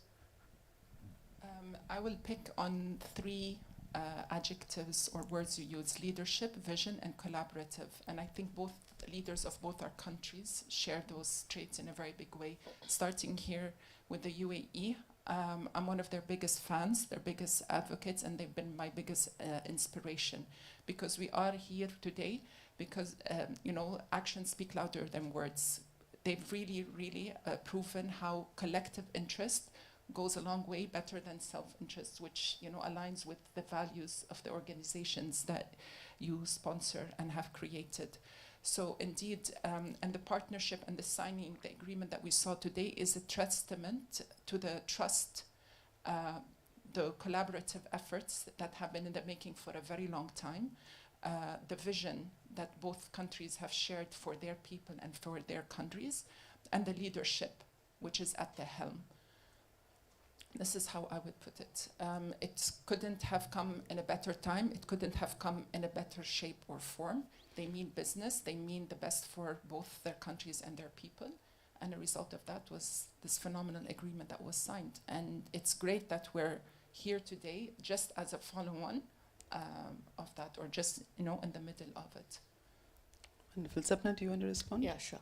So the leaders largely, I'm going to talk more on innovation, startups, as well as on STEM, because that's where I come from. The leaders from this side are also very encouraging, and you would have seen a lot of, you know, unicorns and startup ecosystem and all of that that we are working on. So I think this is a brilliant idea because of the fact that both the countries, and I think I've learned a lot about UAE last couple of days about the leadership and the way they send people to the Mars and the next day they are on usual work, whereas we would have been taking 2 more years to enjoy that, you know, accolades of going to the Mars, etc. So I think there's a lot of, you know, learning both ways, and also the fact that we are good at some points. There are some strengths that our nation has. So those are the strengths that we'll be bringing onto the table. So I think it's a brilliant you know, partnership that will be happening this time. Just chasing Sridhar's question, what do you think women need to upskill in terms of leveraging what this new pact is going to throw for them? I see, I know that a lot of the girls... Could you use the mic? Okay, it takes about a second. There's a lag effect there. I see more and more girls entering the domain of STEM education, more and more women. We have Her Excellency Sara, right? More and more girls are, you know, venturing into the field of science, artificial intelligence, applied sciences. So the groundwork is already happening there, and hopefully through partnerships like that, that will create, you know, they'll go from education to employment, because there'll be areas for them to apply their knowledge and experience in contributing towards these sectors and these, you know, this new economy. And in terms of policy making, what is lacking? What else needs to be in place to really, you know, allow women to leverage these opportunities that are just lurking around the corner? So actually the policies are all in place. Like I said earlier, the execution is more important. What's going to go on the ground? You have budgets, big figures, you have wonderful, very well articulated policies, but we need to see what's going to the ground and how many women actually get this. So for instance, if I ask the audience here, did you know that there are specific entrepreneurship development programs in Department of Science and Technology, Department of Biotechnology, MHRD? How many of you knew, and what are the names of those policies? So question is, how do you get that information out in the public domain? Exactly. So the communication is what we need to work on. The execution is what we need to work on. That's what we do. But of course, I largely take the industry and the philanthropic funding to the researchers and to the innovators, and I execute in my space. I think this is where the partnership will play a very big role, in where each organization, each one of the countries will play to their complementary skills, yes. Right? And because that's how you level the playing field.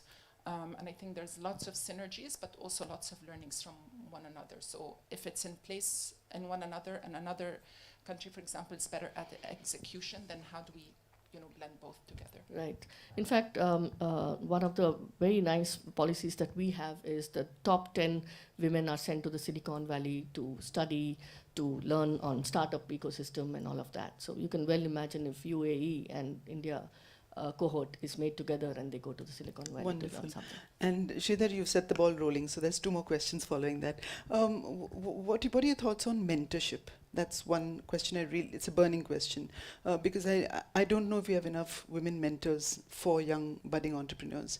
And I suppose the other question then being, you know, while we're looking at the top echelons and we push them hard and they do very well, but there are so many just subliminal, just below that, who are also, you know, ready and raring to go. What are the opportunities they have? Right. So, in fact, Sanjoy and I are working on this Women in STEM series, where we're looking at how, first of all, we are also looking at top 75 women to be awarded, so that people at least know that these are the women in these areas and all of that.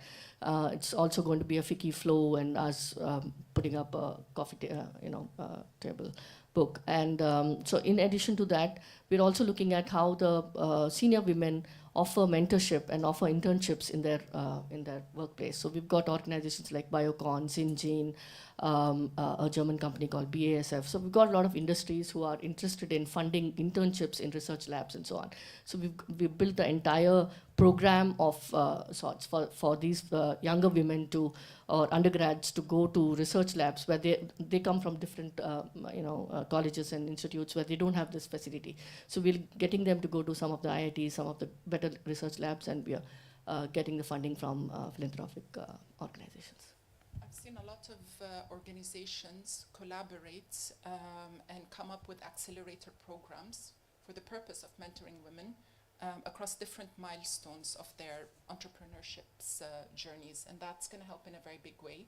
And we don't have to restrict it, with all due respect, to only women mentors, but we look definitely to our male allies and champions to help in that in a very big way, because again, we won't achieve equality without their support and their sponsorship, so that's key. So definitely mentorship is a big help, and we're seeing green shoots of that. I'm aware of many programs, of many organizations, as I said, that come together, partner up, and open the space for entrepreneurs to come and pitch their ideas, looking for networking, funding, mentorship, support, and guidance, and hopefully that will help in a very big way. Wonderful, and I'm glad at no point in time did this ever become a, women are better than men. It's never been down that path, so thank you so much for that. Closing statement, this was a beautiful segue into what I want to ask you now. They say women are more intuitive, they manage people better, but they're not as task-oriented as men. Now, and I'm stirring the pot there. So you are absolutely, and I don't agree with you. Part of your question is right. Yes, I said they say.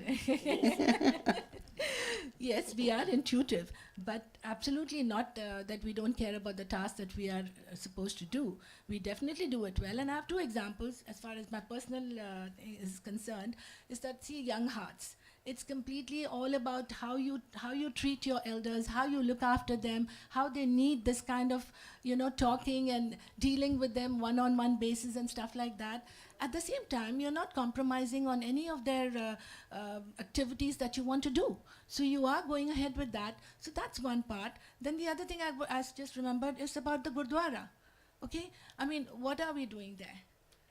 Nothing that is, it's all about interaction with people. It's like almost like a hospitality area, of course not putting it that way, but people come, they tell you all about their problems, their issues, apart from just going and sitting in the hall and trying to, so you are interacting with them, you are seeing, and and at no point have we compromised on the quality. We have 2 world records of the Gurdwara, doing one for maximum nationalities that have had breakfast. And we also did interfaith sessions, conferences. We've had interfaith conferences, and we're doing we're doing the Women's Day, which we've been doing the last 4 or 5 years. And in fact, now it'll be coming on the 8th of March. We'll be having it in our Gurdwara. And we've been doing so many such activities. So there's no way we've compromised. So there's no way we can say that we are just intuitive and nothing else. Thank you for that emphatic endorsement.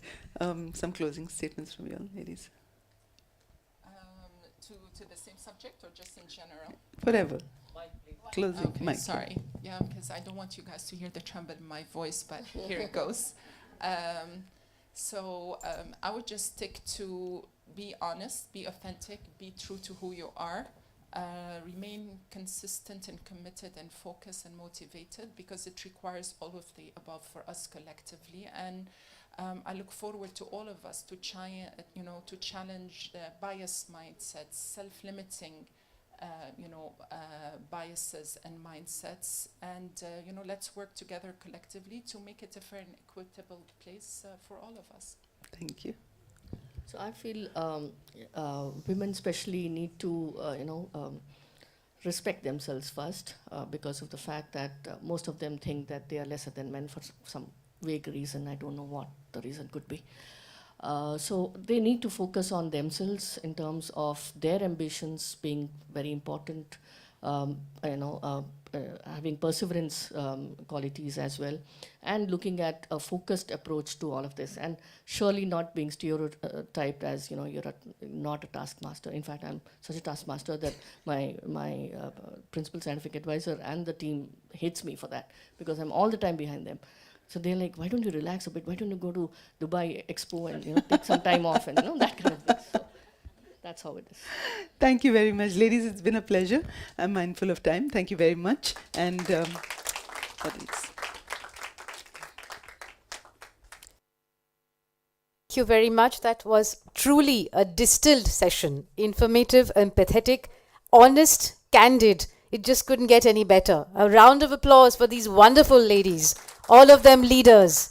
Parul is going to just grace them with our signature scarves.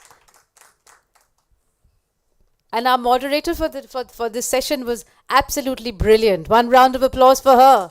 Thank you, Ms. Kambata. We start the next session at 6 p.m. sharp. So do not go for coffee. Just stay, because the next session is even more exciting. Sustainability and fashion, which is going to come up at 6 p.m.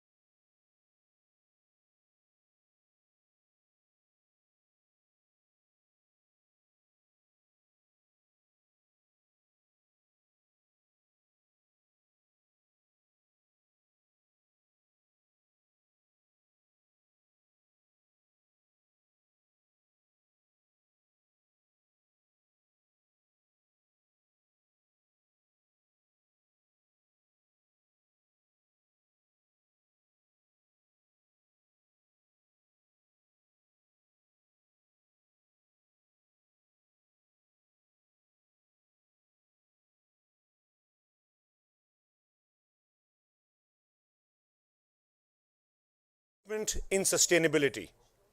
And our speakers today are Nandita Ibrahim, the Chief Partnership Officer at GUS Global Services, and in this role, she spearheads national and international academic partnerships, strategic alliances, and corporate relations for UPES, Pearl Academy, and other partner institutes. Joanne Hayek, Dubai Institute of Design and Innovation. Joanne is an architect, designer, and coder currently based between Beirut and Dubai. Her work focuses on cross-disciplinary research for the design of sustainable futures. Joanne is a social entrepreneur, co-founder of Vanina, founder of an open studio, and co-founder of Emerge Beirut. She is also a senior lecturer at the Architecture and Design Department of the American University of Beirut and an adjunct faculty at the Dubai Institute of Design and Innovation. Ingrid Saaho, partner, TechnoAvia, Middle East and Africa. Ingrid is an experienced marketing, communications, and general management professional with multi-industry experience, acknowledged for delivering results for business impact in developed and emerging markets across Middle East, Africa, and Asia Pacific. The session will be moderated by Ambika Sachin, editor of UAE's leading news organization, Khalij Times, entertainment portal City Times.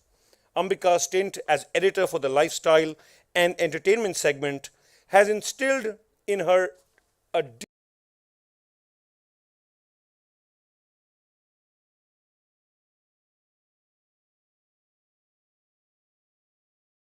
existence today. Thank you once again. We hope you enjoy the session. In today's day, what is happening is there's so much of garbage being accumulated and so much of it is clothes. The fashion houses have to understand that the environment cannot, absolutely cannot cope with the amount of consumption there is. They need to develop some methodology where they can reclaim the clothes which people don't want to wear, sterilize them or clean them up and give it back to people who are less privileged. And fashion plays a very important role in my life. But do you want to know what my secret is? I have been repurposing my mother's saris. These saris are more than 30 years old, but they're so beautiful and glamorous, and I can repurpose them in so many ways. Well, we live in the world of fast fashion. Everything is so fast. But you know what lasts? Sustainability lasts. And that's why I would say that it's time that we start rethinking of ways of repurposing what we already have. Think of ways of identifying our own styles and identities. Can fashion make a statement in sustainability? Handmade, artisanal, made to order. Qualities such as these define not only sustainable fashion but haute couture too. High fashion can be sustainable. It stands for slow fashion and is not mass-produced. It uses eco-friendly fabrics, it increasingly prohibits harming animals, and it values vintage. However, the case for the push for more sustainability needs to come now. And more fashion houses are waking up to innovation and ideas which help do so.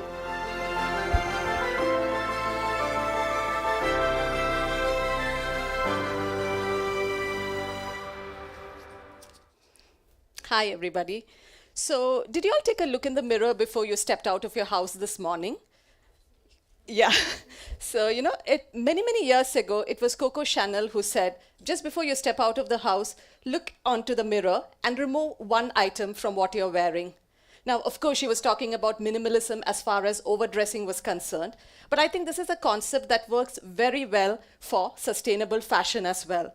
Because as we all know, less is more when it comes to sustainable fashion, whether it is kind of decreasing the carbon footprint or by minimizing your spending, but at the same time, buying less, I would like to put it, but at the same time, getting something which is worth more in value. So welcome to the session on can fashion make a statement in sustainability? And of course it can, like we all know. And today I have with me a very eclectic panel who are going to discuss everything from the use of technology when it comes to minimizing your carbon footprint and the emotional connect that we have to a lot of clothes that we wear and how it can actually help us lead a much more fashionably sustainable life. So welcome to the session, everybody. Okay, so I'm just going to ask everybody to kind of introduce themselves. You want to start from there? Yeah. Yeah, sure. So my name is Ingrid Saaho. I've been in the corporate world for a very, very long time, 25 plus years. Don't want to date myself too much, but yeah, 25 plus years. But have always been passionate about craft and fine handcraft. And over the last, several years of my corporate life, I kept thinking, how can I use some of the skills and some of the expertise that we develop and use so much in the corporate world to bring structure and help scale the craft world? So with that question in mind, I'm sort of on this journey now to try and bring those two together and identify fine craftspersons in different parts of the world, starting with the Indian subcontinent, but then taking it further into the Middle East and beyond. Okay.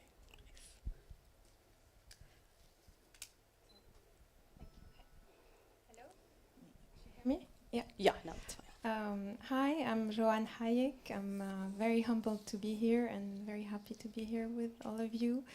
Thank you for that. So I'm an architect, designer, and coder from Beirut, Lebanon.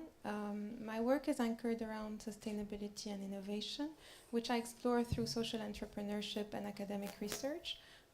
Very early on, when I was starting my architectural training, I co-founded a fashion brand with a friend called Vanina that is focused on using fashion as a tool for social and environmental change, based in Beirut and distributed internationally, through which we explore a variety of concepts for material remediation, giving a second life to materials and products that have been wasted and that are problematic to the environment, usually hard to recycle, and so we turn them into pieces of luxury. I'm also an assistant professor at the Dubai Institute of Design and Innovation, a university based here in Dubai that offers the first multidisciplinary design degree in the region. We have a Bachelor of Design that is anchored around offers students the possibility to train in cross concentrations, so a multidisciplinary approach to that.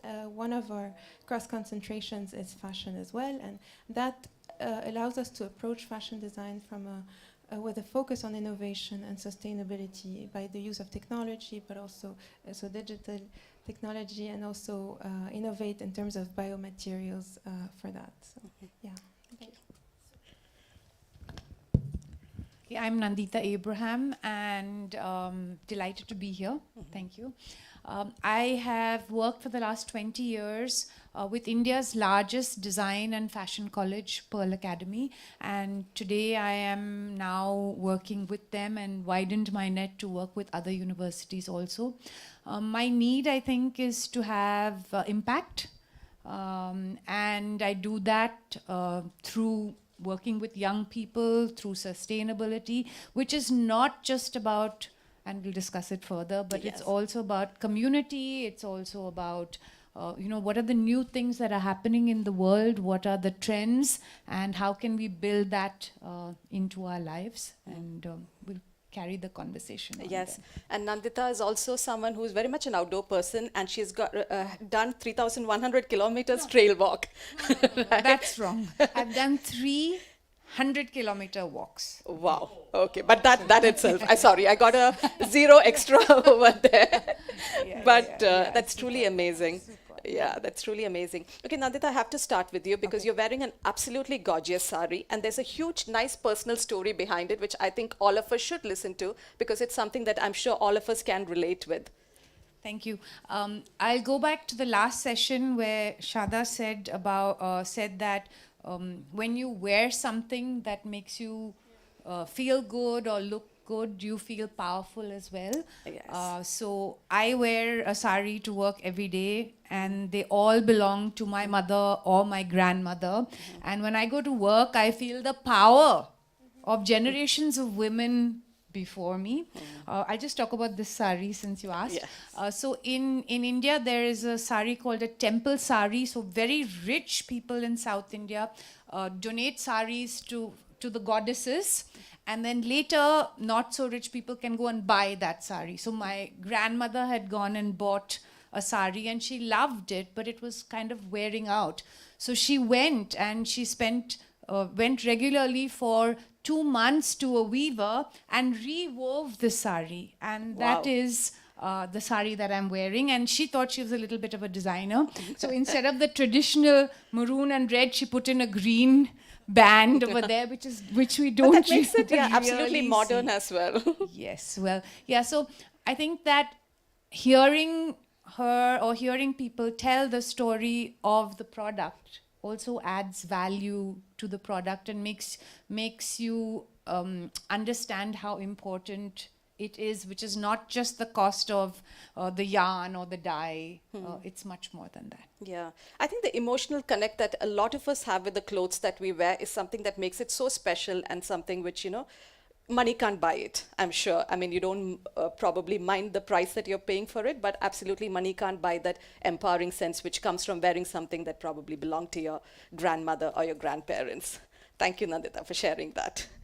Joanne, I mean, you are an architect, a coder, and a designer. Wow. I mean, just going through your profile has been like a really wow-inducing moment for me.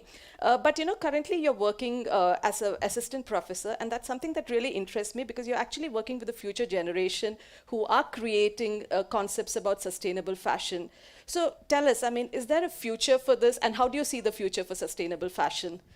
Absolutely, thank you so much. And I think, as you said, I think the cross-disciplinarity of the approach to fashion, and personally I can speak of that because I was never trained as a fashion designer. I came to it because I was passionate about it, but initially I was trained as an architect, and same for coding as well. So it allows us maybe to rethink the industry or the mechanisms behind it and approach it with a maybe fresher eye. And that's something we try to do at the university as well, where designers are invited not only to design clothes but design the systems behind it, right? All the way to the traceability, to know where the material came from and what impact does it have. And sometimes by let's say creating one product as fashion, you're also solving another issue that we're facing currently, like waste management, like overconsumption, and etc. And going back to that idea of fashion carries a message, right? A story, either a personal story or the story of the product itself that travels and that is carried on generation after generation. So it's a powerful tool, first to deal with issues, but also to communicate about them. Yeah, absolutely. Yeah, thank you. Thank you. Okay, Ingrid has a background in the corporate world, if you didn't listen to her bio before. And she's very passionate about arts and crafts. So Ingrid, can you tell us exactly in what way you brought your background in the corporate world into this not new world, I would say, into this world of craft and arts? Oh, sure. And I think it picks up nicely from both what Joanne and Nandita have said, that when you know the story of the item that you're wearing, there is it is a priceless feeling, right, as you said. But that is true luxury, to know exactly where your item came from, how it was produced, what heritage went into it. In some instances, some of the craftspeople that I'm working with have been 8 or 9 or even 12 generations doing the same work. And it's only being passed down from father to son or mother to daughter or within the family. And a single piece of item that you might wear, it could be a stole or a jacket like you're wearing, something like that might take them a month collaboratively, right? 3 or 4 members of the family all working together to produce that. Now, when people know that story and they know the depth of heritage that's gone into producing that item, it's a very, very different connect with that product, and you don't buy it just for the moment, right? It can never become fast fashion. It's going to be something that you will treasure and possibly even give on to either the next generation or somebody else in your family, right? So that is really what I'd like to get to. And the way, to your question, the way I'm using my corporate experience is bringing in the systems thinking, it's bringing in all the process management, it's trying to get, craftspeople who are completely passionate but working with heart. I'm trying to bring in a little bit of the mind there so that we can sort of balance the two. I don't want to lose the technique, but we definitely want to innovate on the form, we definitely want to innovate on the design, making these same items appealing to a modern contemporary audience. Okay, just to add on to that, Ingrid, I mean, there's this general I wouldn't say a misconception, but everybody thinks sustainable fashion is so expensive. Why should we shell out so much of money for something? And you might actually find a prettier jacket for quarter the price.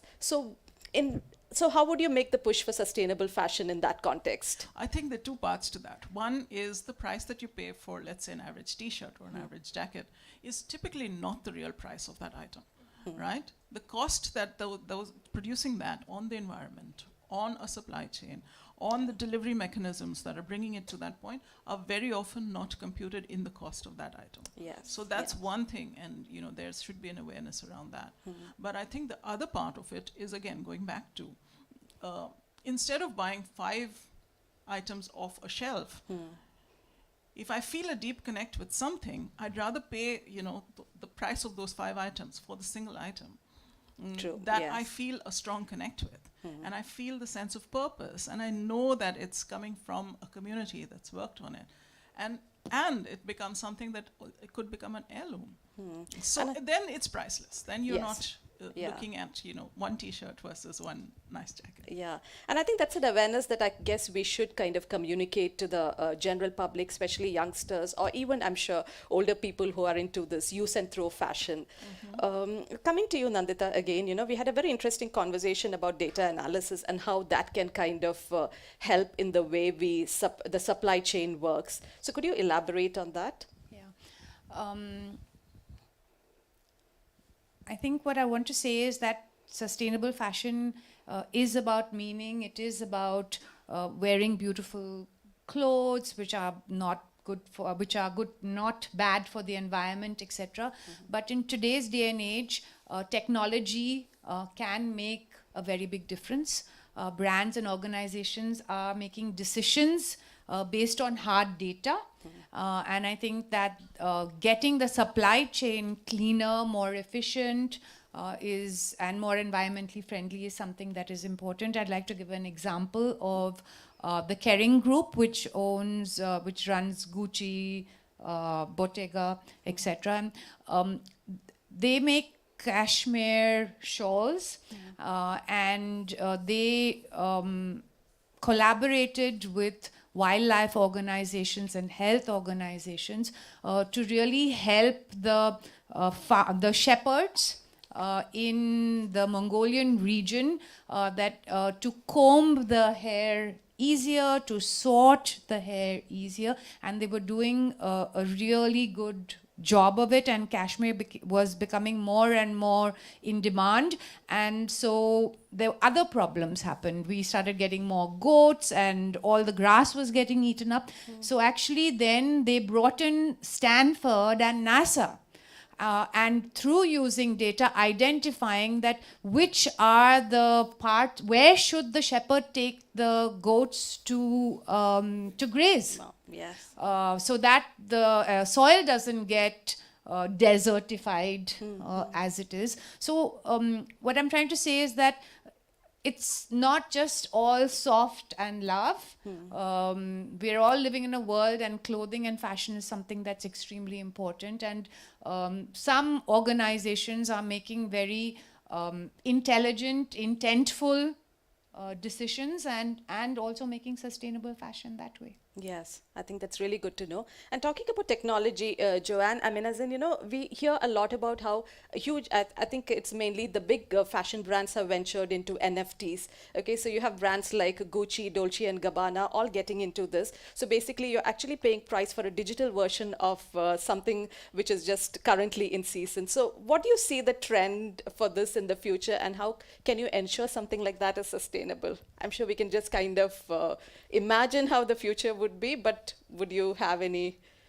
Yeah, thank you. I think that's a tricky question. I think that most of us are still trying to answer. It's happening as we speak, and the change is quite rapid with now with the metaverse and the NFTs and all that. But I can definitely say that the digital, the fact that using fashion is embracing the digital on all levels, being across the supply chain for traceability using blockchain, or with some fashion weeks that have shifted online as a consequence of COVID, or digital fabrication as a tool to reduce waste and to get to more efficient and more sustainable methods of production, as well as, for instance, augmented reality for trying some clothes, right, that avoids the shipping costs. So I can definitely say that technology and innovation, I mean, innovation in general, in terms of also material innovation, will help us get to a more sustainable future, and maybe in that sense not necessarily always slow down the pace. It is about slowing down, but it is about also making smarter decisions so that we can continue to impact positively the growth of an economy, but a green economy that, on social and environmental levels, through the use of innovation and technology. Okay, yeah.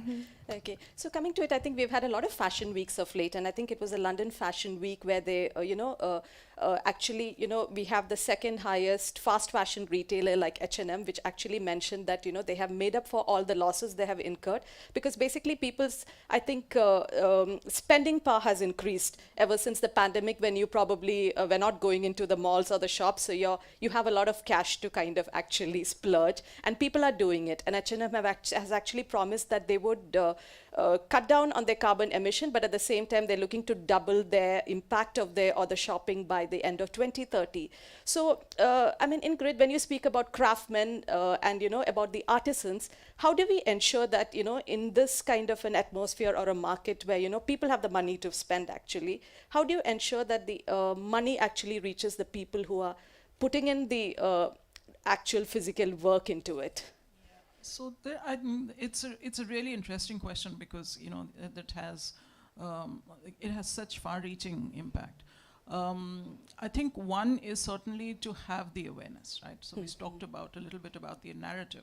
Not many people know that what goes into some of these fine crafts. The other aspect of that is the availability of those fine crafts, because over the last, let's say, 10 or 15 years particularly, there has been so little money going into the fineness of the craft that people have taken, the craftspeople have taken, for the sake of their own sustenance, have taken the shortest route out. Yes. So they'll make a shoddy version, or instead of doing, let's say, a sari that has this whole section that's embroidered, for example, they might just do a little bit of it. And we've seen this with a lot of crafts. Some crafts have been degraded to the point where they're unrecognizable from where they started, and not that long ago. But it's a real economic issue, because the younger generations don't want to go into a craft that they don't see making them money, right? And there are so many other opportunities for them to make money. And kudos to them. So it's a fine line to trod, right? You do want people to progress and to move on and choose careers of their own sort of interests. Of course you do. But at the same time, you don't want the craft to die off, right? Yes. So one of the other aspects is how do you document those crafts? And it's not just remain a word of mouth passed on within the families. How do you document it? So if the son doesn't want to take it, or the daughter doesn't want to take it, but somebody else is really interested in it, has the opportunity to know and pick up and understand, how they could go about engaging with that craft, right? True. So yeah. that's the other thing. And Absolutely. the third is how do you create the market channels to say, okay, here's this artisan that's producing something phenomenal, but the buyer is not next door, right? And very often they're not even anywhere in that area. The buyer is thousands of miles away. How do you create that connect? And also, I think it's very important to remember that I think we need to make fashion more cool, more aspirational. I think, Nandita, we had this conversation where you said that fashion is contagious, right? So when you offer up a product to the end consumer, you tell him that this is completely organic. It's 100% organic, but it's probably badly done. It doesn't look that cool. And against that, as opposed to that, you have an exquisitely embroidered jacket, probably, which costs quarter of the money. Why would people pick it up? So it's important to have sustainable fashion which looks cool and which is aspirational. And I think Nandita, yes. Can I turn this a little bit? Sorry. I went yesterday morning to the Louvre. Oh, yes, yes. And I just want to read something out which was next to, if you've been to the Louvre, they show this thematically different timelines. And so here's something which was next to golden, next to masks. Masks, and it says, and I think what I want to say really is that it's not just about making fashion sustainable, that is important, but it's an opportunity to use fashion to influence sustainability in all other areas. Because fashion is, like Ilana said, that was not a Manil, this is not a Chanel, but it's something more important than that. So can I? Of course, yes. So what was written there is that fashion and luxury have many faces. They always embody the universal character of refinement in their craftsmanship and materialism. Every era and civilization has its own codes, canons, and approaches to fashion and lifestyle, whether defined by materials, techniques, or decoration of an object. The prestige of fashion and luxury has endured through the millennia, often dictated by a social elite whose patronage drives the concepts and demands for the precious and rare. So luxury and fashion enraptures us by virtue of this singularity. So really that goes back, and that's not me, that's somebody at the Louvre, but I just took a photograph of that, because it goes back to what Ambika was saying, that fashion is a very powerful tool. Fashion is contagious. Anything somebody who's considered to be in fashion does, other people want to follow. So really this is an opportunity that if we think sustainability is important, it's an opportunity to use fashion to influence the mindset of our society, young people, and we have to be smart also about what we do that. But yes, this could be a very powerful tool. Yeah, absolutely. And I think that's where the awareness comes from. I think it's not just enough that probably celebrities wear sustainable fashion, that I think there's a difference that each one of us can make. And this was again a conversation which was sparkled by something I think Nandita said the other day. Fast fashion, everybody kind of says, okay, why do you buy cheap stuff? But the temptation is there because you want to keep changing your wardrobe. But again, the thing is, if you use something which you've brought cheap for the next 15 years, I think it pays for itself, hopefully in the long run. And having said that, I would also like to point out that each of the ladies out here is wearing something sustainable, which they'll speak about now. Oh yeah, Nandita has already given us a beautiful story about her sari, but I think even Joanne is wearing something which is sustainable. Thank you. Oh yeah, you're right. Thank you. I mean, I don't know if I'll talk about my outfit, but I would say maybe just as a follow-up to one of the points we mentioned, what I find fascinating about the field of sustainable fashion, like we were saying, it could be a paradox, like it's all about consumption, but we want to make it sustainable, and how? But in fact, if we look beneath the product and into the story behind it, of the material that travel, that how it was grown and brought in, or recycled or upcycled and removed from landfills, or the story of the person who made it. And that's something we try to do in our products as well. We write, the name of the person who Yes. crafted it. Okay, wow, yeah. And there's that connection and that traceability. Or the material, like for example at the university we're growing materials. Our students are exploring how to make it, out of their kitchen waste, for instance. And so I would say, yeah, anything around us can become fashion, and that's if we embrace the beauty that's lying in our everyday, even the mundane that we Yes. take for granted but that we waste, we can turn it into something we can cherish, if we Okay. put enough attention to That's lovely, yes. And if you had to give the audience one bit of advice from each one of you on how you can start leading a more sustainable life, fashionable life from tomorrow, what would it be? Each one, you could just. Okay, I'll continue on that. Well, I would say first, maybe we need to also, it helps to slow down first a little bit, and to embrace, pay attention to details and appreciate them, and maybe also re-cherish something we took for granted, but in fact sometimes we twist something and we re-appreciate it. Yes. And I would say, it's the little things, in fact, that can make a difference. Okay. What about you, Ingrid? So I would say make fashion timeless, and buy with intent and buy with a sense of purpose. I think some brands have been doing a good job of that already. Some luxury brands have been doing a good job of that. Some of the Patek Philippe, for example, right? So you never really own a Patek Philippe. You're only holding it for your next generation. Yeah. The ad has worked very well. Hasn't it? Hasn't Yeah. it? So there is that sentiment with the consumers. True, We yes. just need to build on that. Okay, absolutely.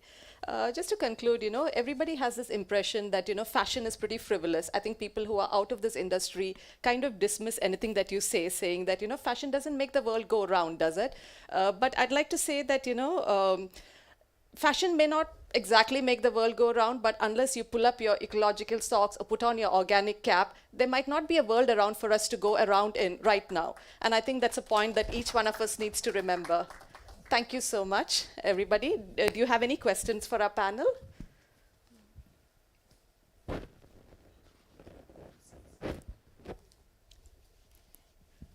Okay, thank you. And the poor Sanjay. There's no mic. There are no mics for you to ask questions. Did we finish our time? I think so. I don't know why. So when you're talking about sustainable fashion and the need for sustainable fashion, there's a lot of new research, whether it's using waste pineapple or banana skin. And Pavitra sadly wasn't able to join us because she tested positive before she took the flight. Tell us a little bit about what are the future materials that we can look at. I was at the MIT Media Lab a couple of years ago where they were creating a fabric which could tell a woman when she was going to ovulate, or could tell you that you were going to have a potential heart occasion, or your blood pressure was high, or your temperature. So you have now a material which is not just about fashion, but it's about ourselves, our bodies. How do you see that sort of developing, and both with the artisanal factor in it, as well as, of course, sustainable and everything that you've been talking about? Okay, I'll touch on one or two of those areas. So one is that there is, yes, a lot of research on growing textiles. So what are all the different materials that you can use to make a product that acts like a textile? It may not have yarns in it, but it bends, folds, drapes, keeps you warm and breathes, etc., like a textile. So I think universities around the world are working on this, and some very interesting vegan, vegetarian, pineapple products are coming out, which are going to be very interesting. The other set of research is about upcycling. So whether it's polyester bottles, old garments, reweaving, using patchwork, recreating upcycled garments is again something that's becoming really important. And when you talked about medical textiles, yes, that's very important.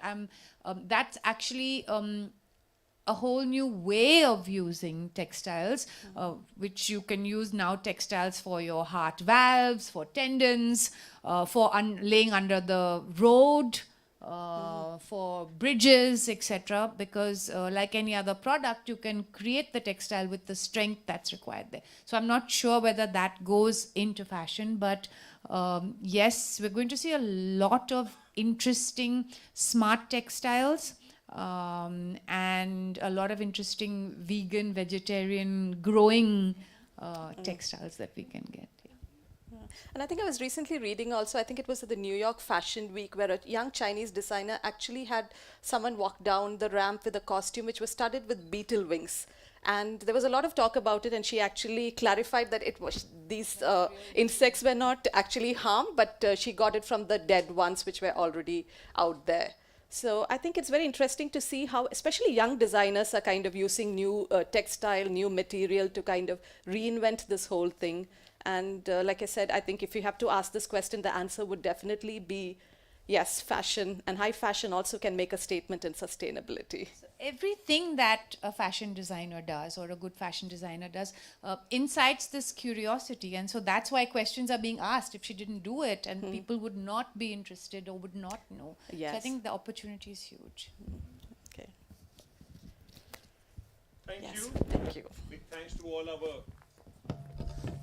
to all our viewers, and of course, thank you once again, panelists Nandita Ibrahim, Joanne Hayek, Ingrid Saaho, and Ambika Sachin.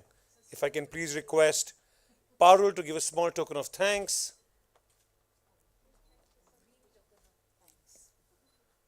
Actually, all green.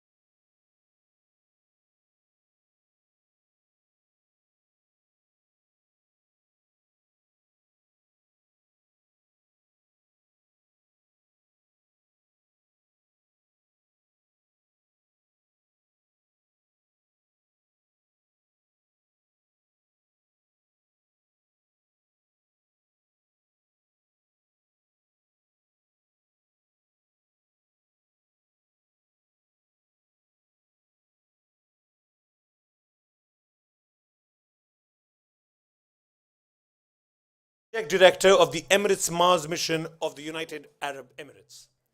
Umran is Project Director of the Emirates Mars Mission at the Mohammed bin Rashid Space Center. He and his team are responsible for developing, launching, and operating the Hope probe, the spacecraft of the mission. Umran has worked on the project from its initial conception and developed all the necessary capabilities and partnerships at MBRSC, effectively transitioning the organization from one that focused on Earth observation satellites to one that develops interplanetary exploration missions. Ladies and gentlemen, please welcome Mr. Umran Anwar Sharaf. Umran will be in conversation with Sanjay Roy, Managing Director, Teamwork Arts.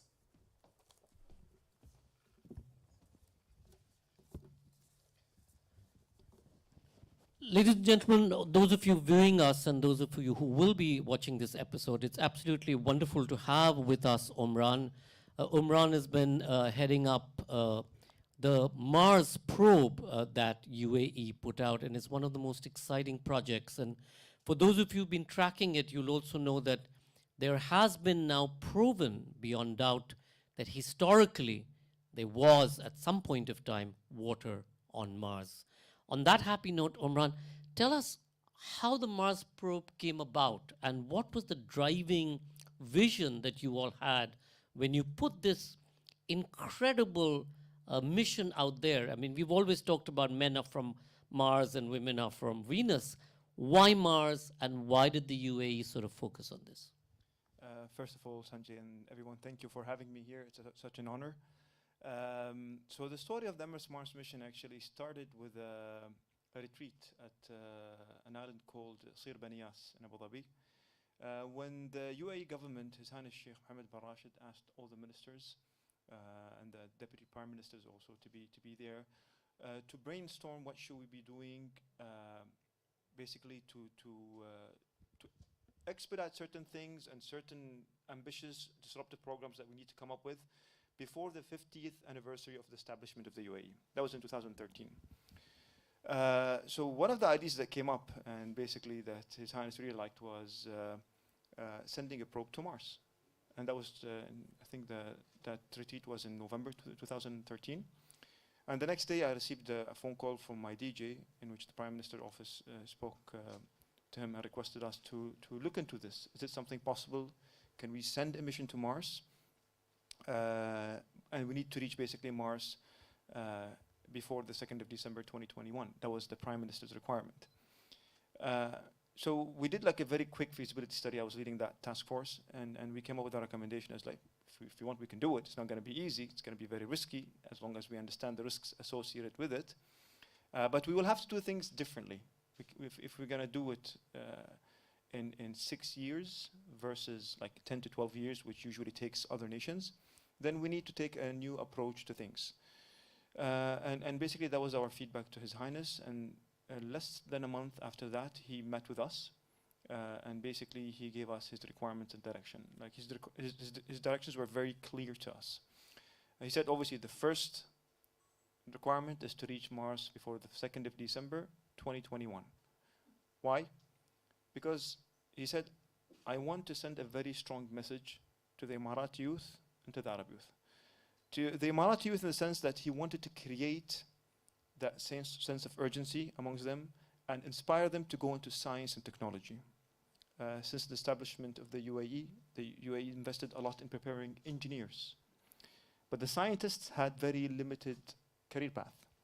And if you want to create, and this is what basically he said, if you want to create a competitive, creative, and innovative knowledge-based economy, then we need to have a well-established and advanced science and technology sector.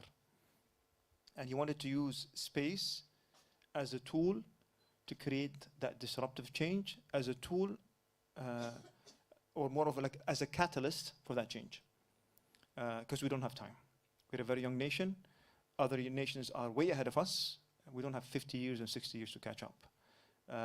And he wanted basically scientists to have the same career path as engineers, and wanted the engineers to be more integrated into that R&D kind of ecosystem that he wanted to create, and that culture that he wanted to create in the UAE.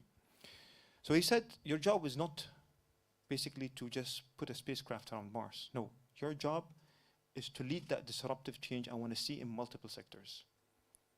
In the academic sector, in the industrial sector, working with SMEs, working with like basically all the economic sector in general. So he wanted to see us engaged and leading that. And he's like, basically, that's also the responsibility of your team, which obviously made it more difficult. And he said, basically, the science has to be novel. You cannot do something that's been done before. And the third requirement was basically, you have to build it, not buy it. You can work with others. You can go through knowledge transfer program the same way you did in your previous programs. Don't start from scratch. But we need to have significant Emirati contribution in this. And that's why we partnered up with our international partners, or our knowledge transfer partners at the University of Colorado, Arizona State University, and the University of California, Berkeley. So as His Highness mentioned, more than 450 people worked on this mission. 200 Emiratis, 150 from our knowledge transfer partners, and 100 subcontractors from around the world. We all worked as one team, as one identity, as the Emirates Mars mission team. And we came up with a novel approach. We did not follow the traditional approach of developing a system that's been sent to deep space. And as you know, 50% of the missions that have been sent to Mars failed. So Mars is difficult, Mars is risky. So we came up with a new kind of a way of designing the spacecraft. So instead of going with a full-on redundancy system, our approach was to go with a selective redundancy. Why? Because if I'm going to go with a full-on redundancy, then I need to make sure that I test the system. And our basically philosophy was, for us, testing is much more important than having full-on redundancy. So to be able to test the system and to deliver it within 6 years, design it, develop the subsystems, test the subsystems, integrate the subsystems together to develop the system, and then test it, we cannot do it if we're going to do full-on redundancy. So our priority was testing, and testing. So that's why we went with the simple approach of really simplifying the design of the system, which is very untraditional. And we got our designs, by the way, peer-reviewed. So we had more than 100 peer review meetings in which we got subject matter experts from outside to come and take a look at our designs and give us feedback. They told us this is not traditional. But again, we listened to them in certain things, but certain things we had to take the risk. If you want to be competitive, if you want to be ahead of the game, then you need to take risks. And the other thing His Highness told us, you don't have an open budget. You have a very limited budget. So we had to deliver the system for less than $200 million, which is relatively speaking quite low cost. And basically he said, I want this program to be a catalyst for establishment of, or the start of the establishment of an advanced science and technology sector in the UAE. Because of the Emirates Mars mission, the UAE Space Agency was formed, a federal entity, because the Mohammed Barash Space Center is a local entity. It's a Dubai government entity. Because of the Emirates Mars mission, a council for scientists in the UAE was established for the first time. Because of the Emirates Mars mission, an academy for scientists, the Mohammed Barash Academy for Scientists was established. Awards were established for people who were granting funds for R&D, and also for people with distinguished scientific achievements. We have a minister or a ministry for advanced science and technology, which we didn't have before. We have a dedicated ministry for industries, which we didn't have before. The Emirates Mars mission was the first science diplomacy effort done by the UAE, because there's a novel science behind it. So we are serving humanity to be better integrated into the global system. And let's be very honest, sometimes scientists are able to achieve what politicians cannot. So science diplomacy is critical. At the peak of the Cold War, when the USSR and the US was at the highest tension between their politicians, the scientists are the ones who sat together and came up with the treaties that basically maintained the global security and prevented the weaponization of space. So it's something important to have. So it's not just even serving our own, let's say, local interests, but there's certain things related to our foreign policy that plays a role in this. And one thing he said basically, I mean, the UAE has national challenges, significant ones. Let's be honest. We have water, food, resources challenges. And he wanted us basically to be to prepare scientists so that one day that ecosystem or that we have is able to address these challenges. Why? Because most of our technologies are imported. And we're not saying we don't want to import technologies. Yes, we do. But then we want to be able to customize technologies to our needs. And again, to serve our economy and the interests of our nation. So this is the story of how the Emirates Mars mission started. It was not an easy journey, I have to say. It was quite painful. I thought the technical challenges will be the biggest headache I'll get, but then creating an impact and stepping on the foots of others, let's say, by entering sectors that are not, let's say, our sectors and trying to create a disruptive change there was a challenge. It was not easy. Well, change is always a challenge, and change never comes without pain. But I think what the mission did was really refocus people's opinion about this part of the world. This part of the world, or your part of the world, has always been seen as a world that buys, as opposed to create, build, etc., with some of the best brains. This sort of refocused that and said, these are people who can also not just buy, but as you said, build. You know, I'm going to come back to education in a second because you've touched on that, but let's move forward. And now the mission has been launched, and you're beginning to get the fundamental information coming out. So give us a sense of what you found, or what the mission has found, even as it orbits Mars, which, as you said, 50% of the Mars missions have failed in the past. This is one of the first ones that have succeeded. But they've also started streaming in some of the most fundamentally fabulous new ideas about Mars and proving some of the theories, but also disproving a lot of it that was out there before. So give us a sense of what those are and what the mission found. So again, one of the requirements to have is novel science. So that's why we for the first time, basically the scientists around the world are able to get a holistic view of the Martian atmosphere at different times of the day, at different seasons. Before, the missions that been sent to study the Martian atmosphere were focused only on a specific season and a specific time. So with that, and His Highness said, I want to have some significant kind of findings before the 2nd of December also. So not just we reach Mars, but also significant findings. One of the first findings that we found, like less than 2 months into our science orbit, was the discrete aurora.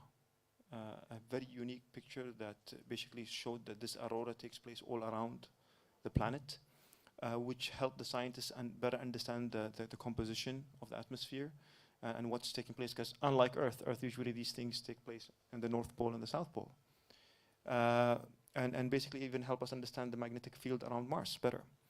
And then 2 months after that, we announced that basically an observation, a significant observation in which basically it gave a better understanding about the oxygen structure and the carbon monoxide structure of Mars' atmosphere, which was actually showed that it's different than what the scientists thought it is. So it changed the models that was previously simulated by scientists because they didn't have the data, based on an actual data that we received from the Emirates Mars mission. So that all happened less than a year after arriving around Mars. And the work is continuing. We've released the data, the first data set and the second data set. One of the directions that we received from His Highness since day one was very clear, that the data will be shared with everyone, with no restrictions. And that's what we've been doing. So every 3 months, we're releasing new sets of data for the scientists around the world to use it to come up with new research work and papers, and hopefully very significant discovery about the Mars through our data.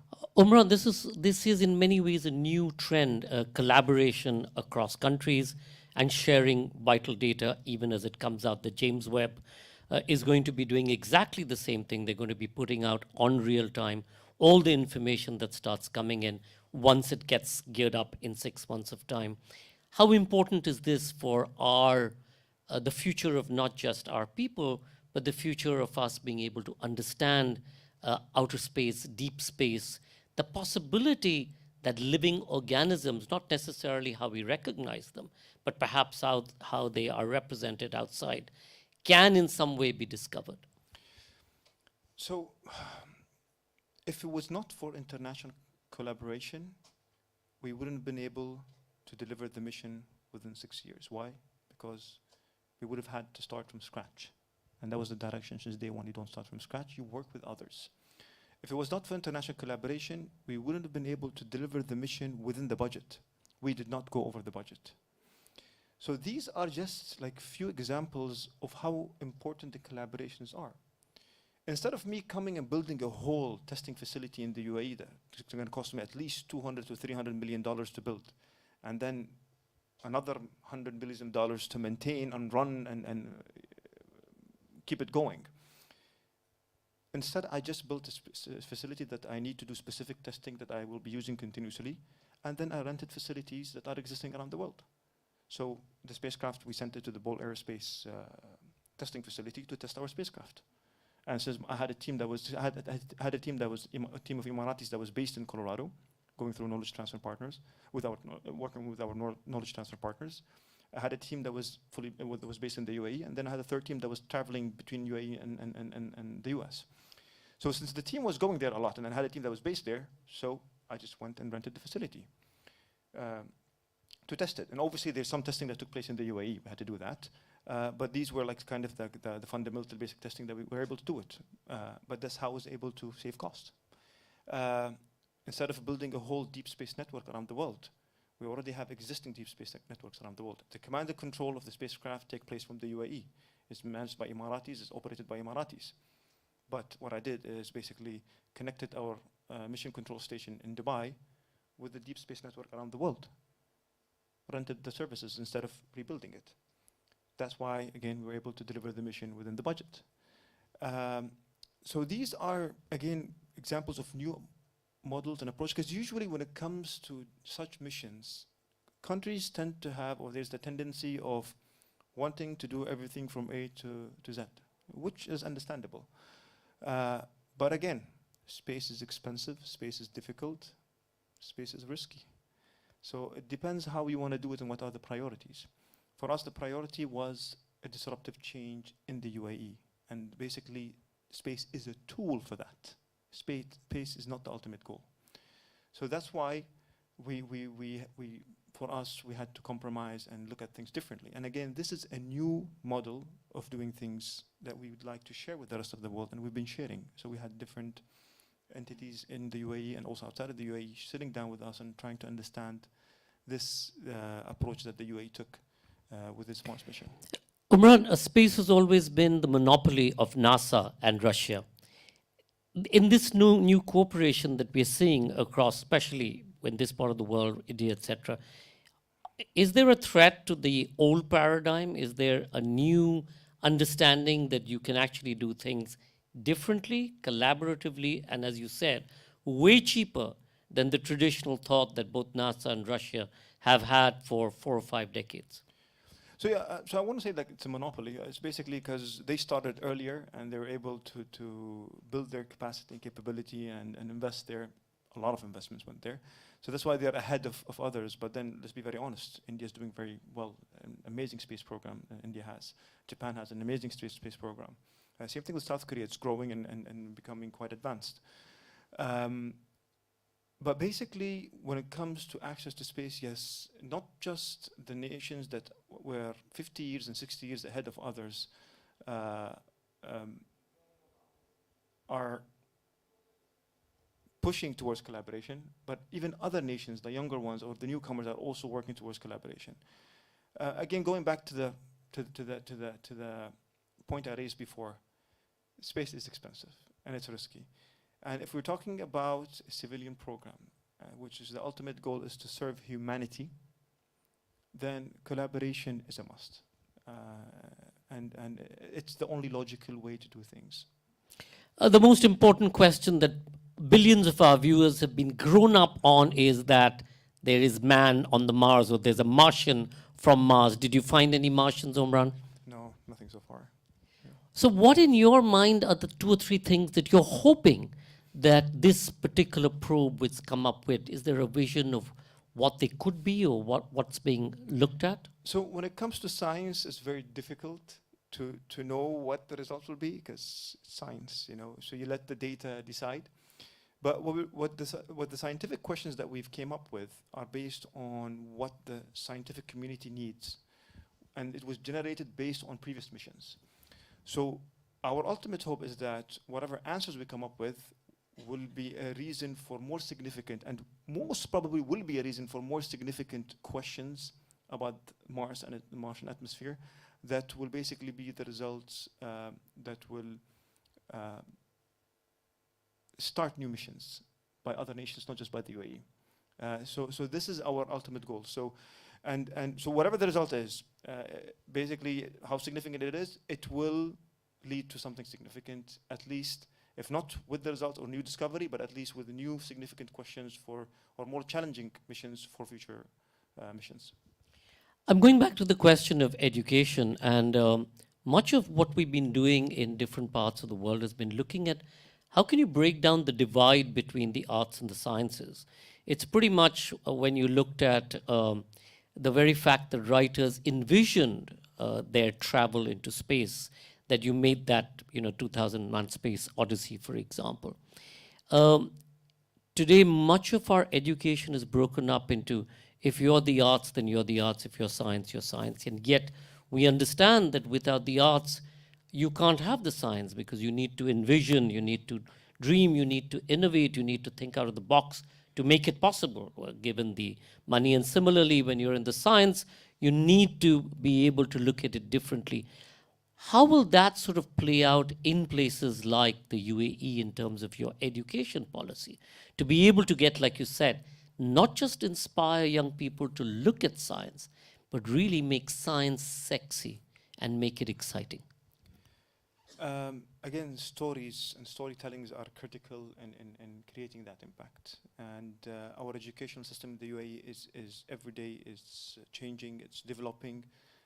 Again, we're a young nation, and obviously we're trying to come up with the best system that serves the needs of the UAE. My personal view on things, I really don't believe in silos. I really think it's critical to have, people need to specialize. You need to have subject matter experts, but that doesn't mean they have to be totally secluded from other areas of interest. Overlap is always good. Overlap is good for communication, overlap is good for development, overlap is good for efficiency sometimes, and effectiveness. Too much overlap, it becomes inefficient, obviously. So knowing that threshold of how much you want to overlap is critical. But yes, I fully agree with you. You cannot have science programs or academic specializations fully separated from the non-science or the social ones. There needs to be overlap. I did my master's in science and technology, even though I actually studied, my bachelor was in electrical engineering. But when I did my master's in science technology policy, I had to go into philosophy, I had to go into political science, I had to go into political economy, I had to go into all these different things to understand, and also into science, technology, and society. To understand how the technologies that we are developing are serving the people, the public. How is it impacting their everyday lives, from the smallest detail to the biggest detail? The ethical questions to things, So there's certain things that you cannot really separate, and this is why it's critical also. And again, one thing His Highness Sheikh Hamdan bin Mohammed, he's the president of Mohammed Baraj Space Center, and also he was the one overseeing the mission. Made to me very clear since day one. He said, I want this mission to create leaders that we can put in different sectors. Again, the overlap. Why? Because you want that mentality, the creativity, the risk-taking mentality to be not just placed in space or science technology, but no, in other sectors. Because science and technology is everywhere. It's like education, how education affects all sectors. Same thing with science technology sector. And that emphasizes, I guess, the vision that UAE has of making sure that there is that overlap and the integration of people from different backgrounds into different sectors to lead the change that we'd like to see and the development, the sustainable development that UAE needs to be able to be competitive globally. Omran, in UAE, you talked about how in this particular project you looked to Colorado and Berkeley and many of the institutes in the West. And you also talked about India's Great Science Program. Are there ways that we're looking at collaborating in this area? I mean, a couple of days ago, His Highness and the Prime Minister signed this incredible treaty. Is this going to be one of the areas that we're going to be also looking to, collaboration in the area of space? So when it comes to space, we've been collaborating with India in the past.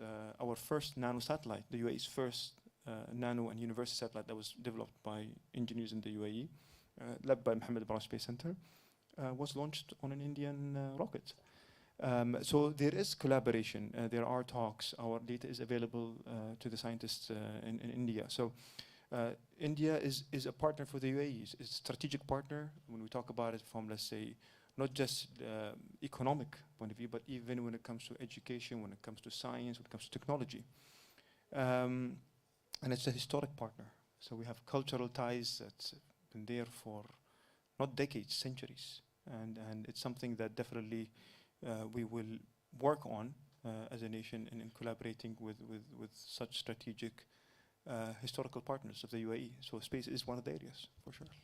Yesterday, we heard an inspirational story where one of the young people who was doing a lot of research and discovered zircon as the material in space talked about how, as a kid, her whole life was spent standing on her roof, gazing out at the stars while life continued in her home and people were watching TV. And that fascinated her.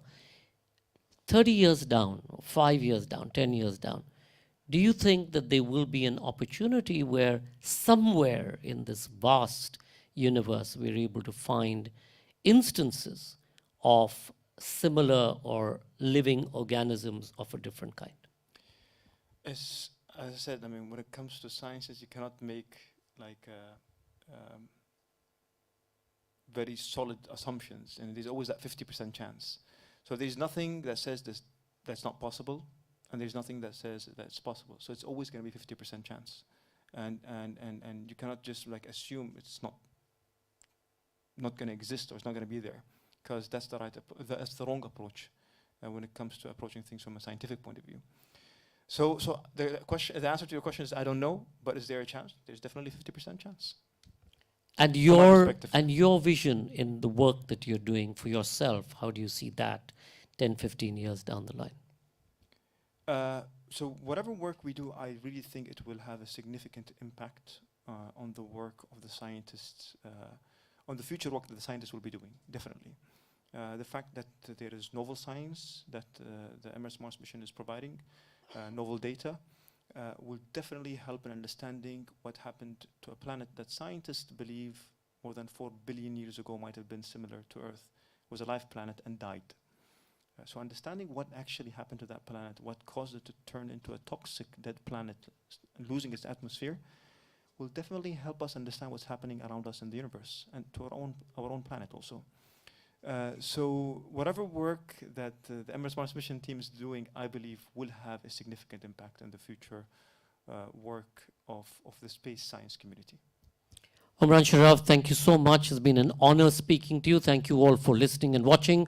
Part of the Be Inspired series will continue to bring you many more such sessions on science, technology, renewable energy, fashion, and so much more. Thank you all, and thank you to all our colleagues who partnered with us here at the Festival of Ideas and our incredible speakers. Thank you. Ankur, back to you. Thank you very much, Vince.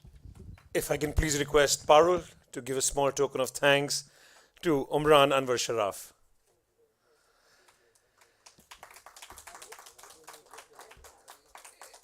It's been a spectacular 2 days, and we have listened to and explored a host of inspiring ideas. I thank each one of you, all our viewers watching, and of course all our live audiences here. We will cherish these memories and make many more as we embark into a future of transformation together. A big thanks to all our partners, our lovely partners, Gabriella and all her colleagues at Office of Public and Cultural Diplomacy, our sponsors, VFS Global, and all the lovely speakers, audiences, and viewers who believed in our festival, Be Inspired, Festival of Ideas.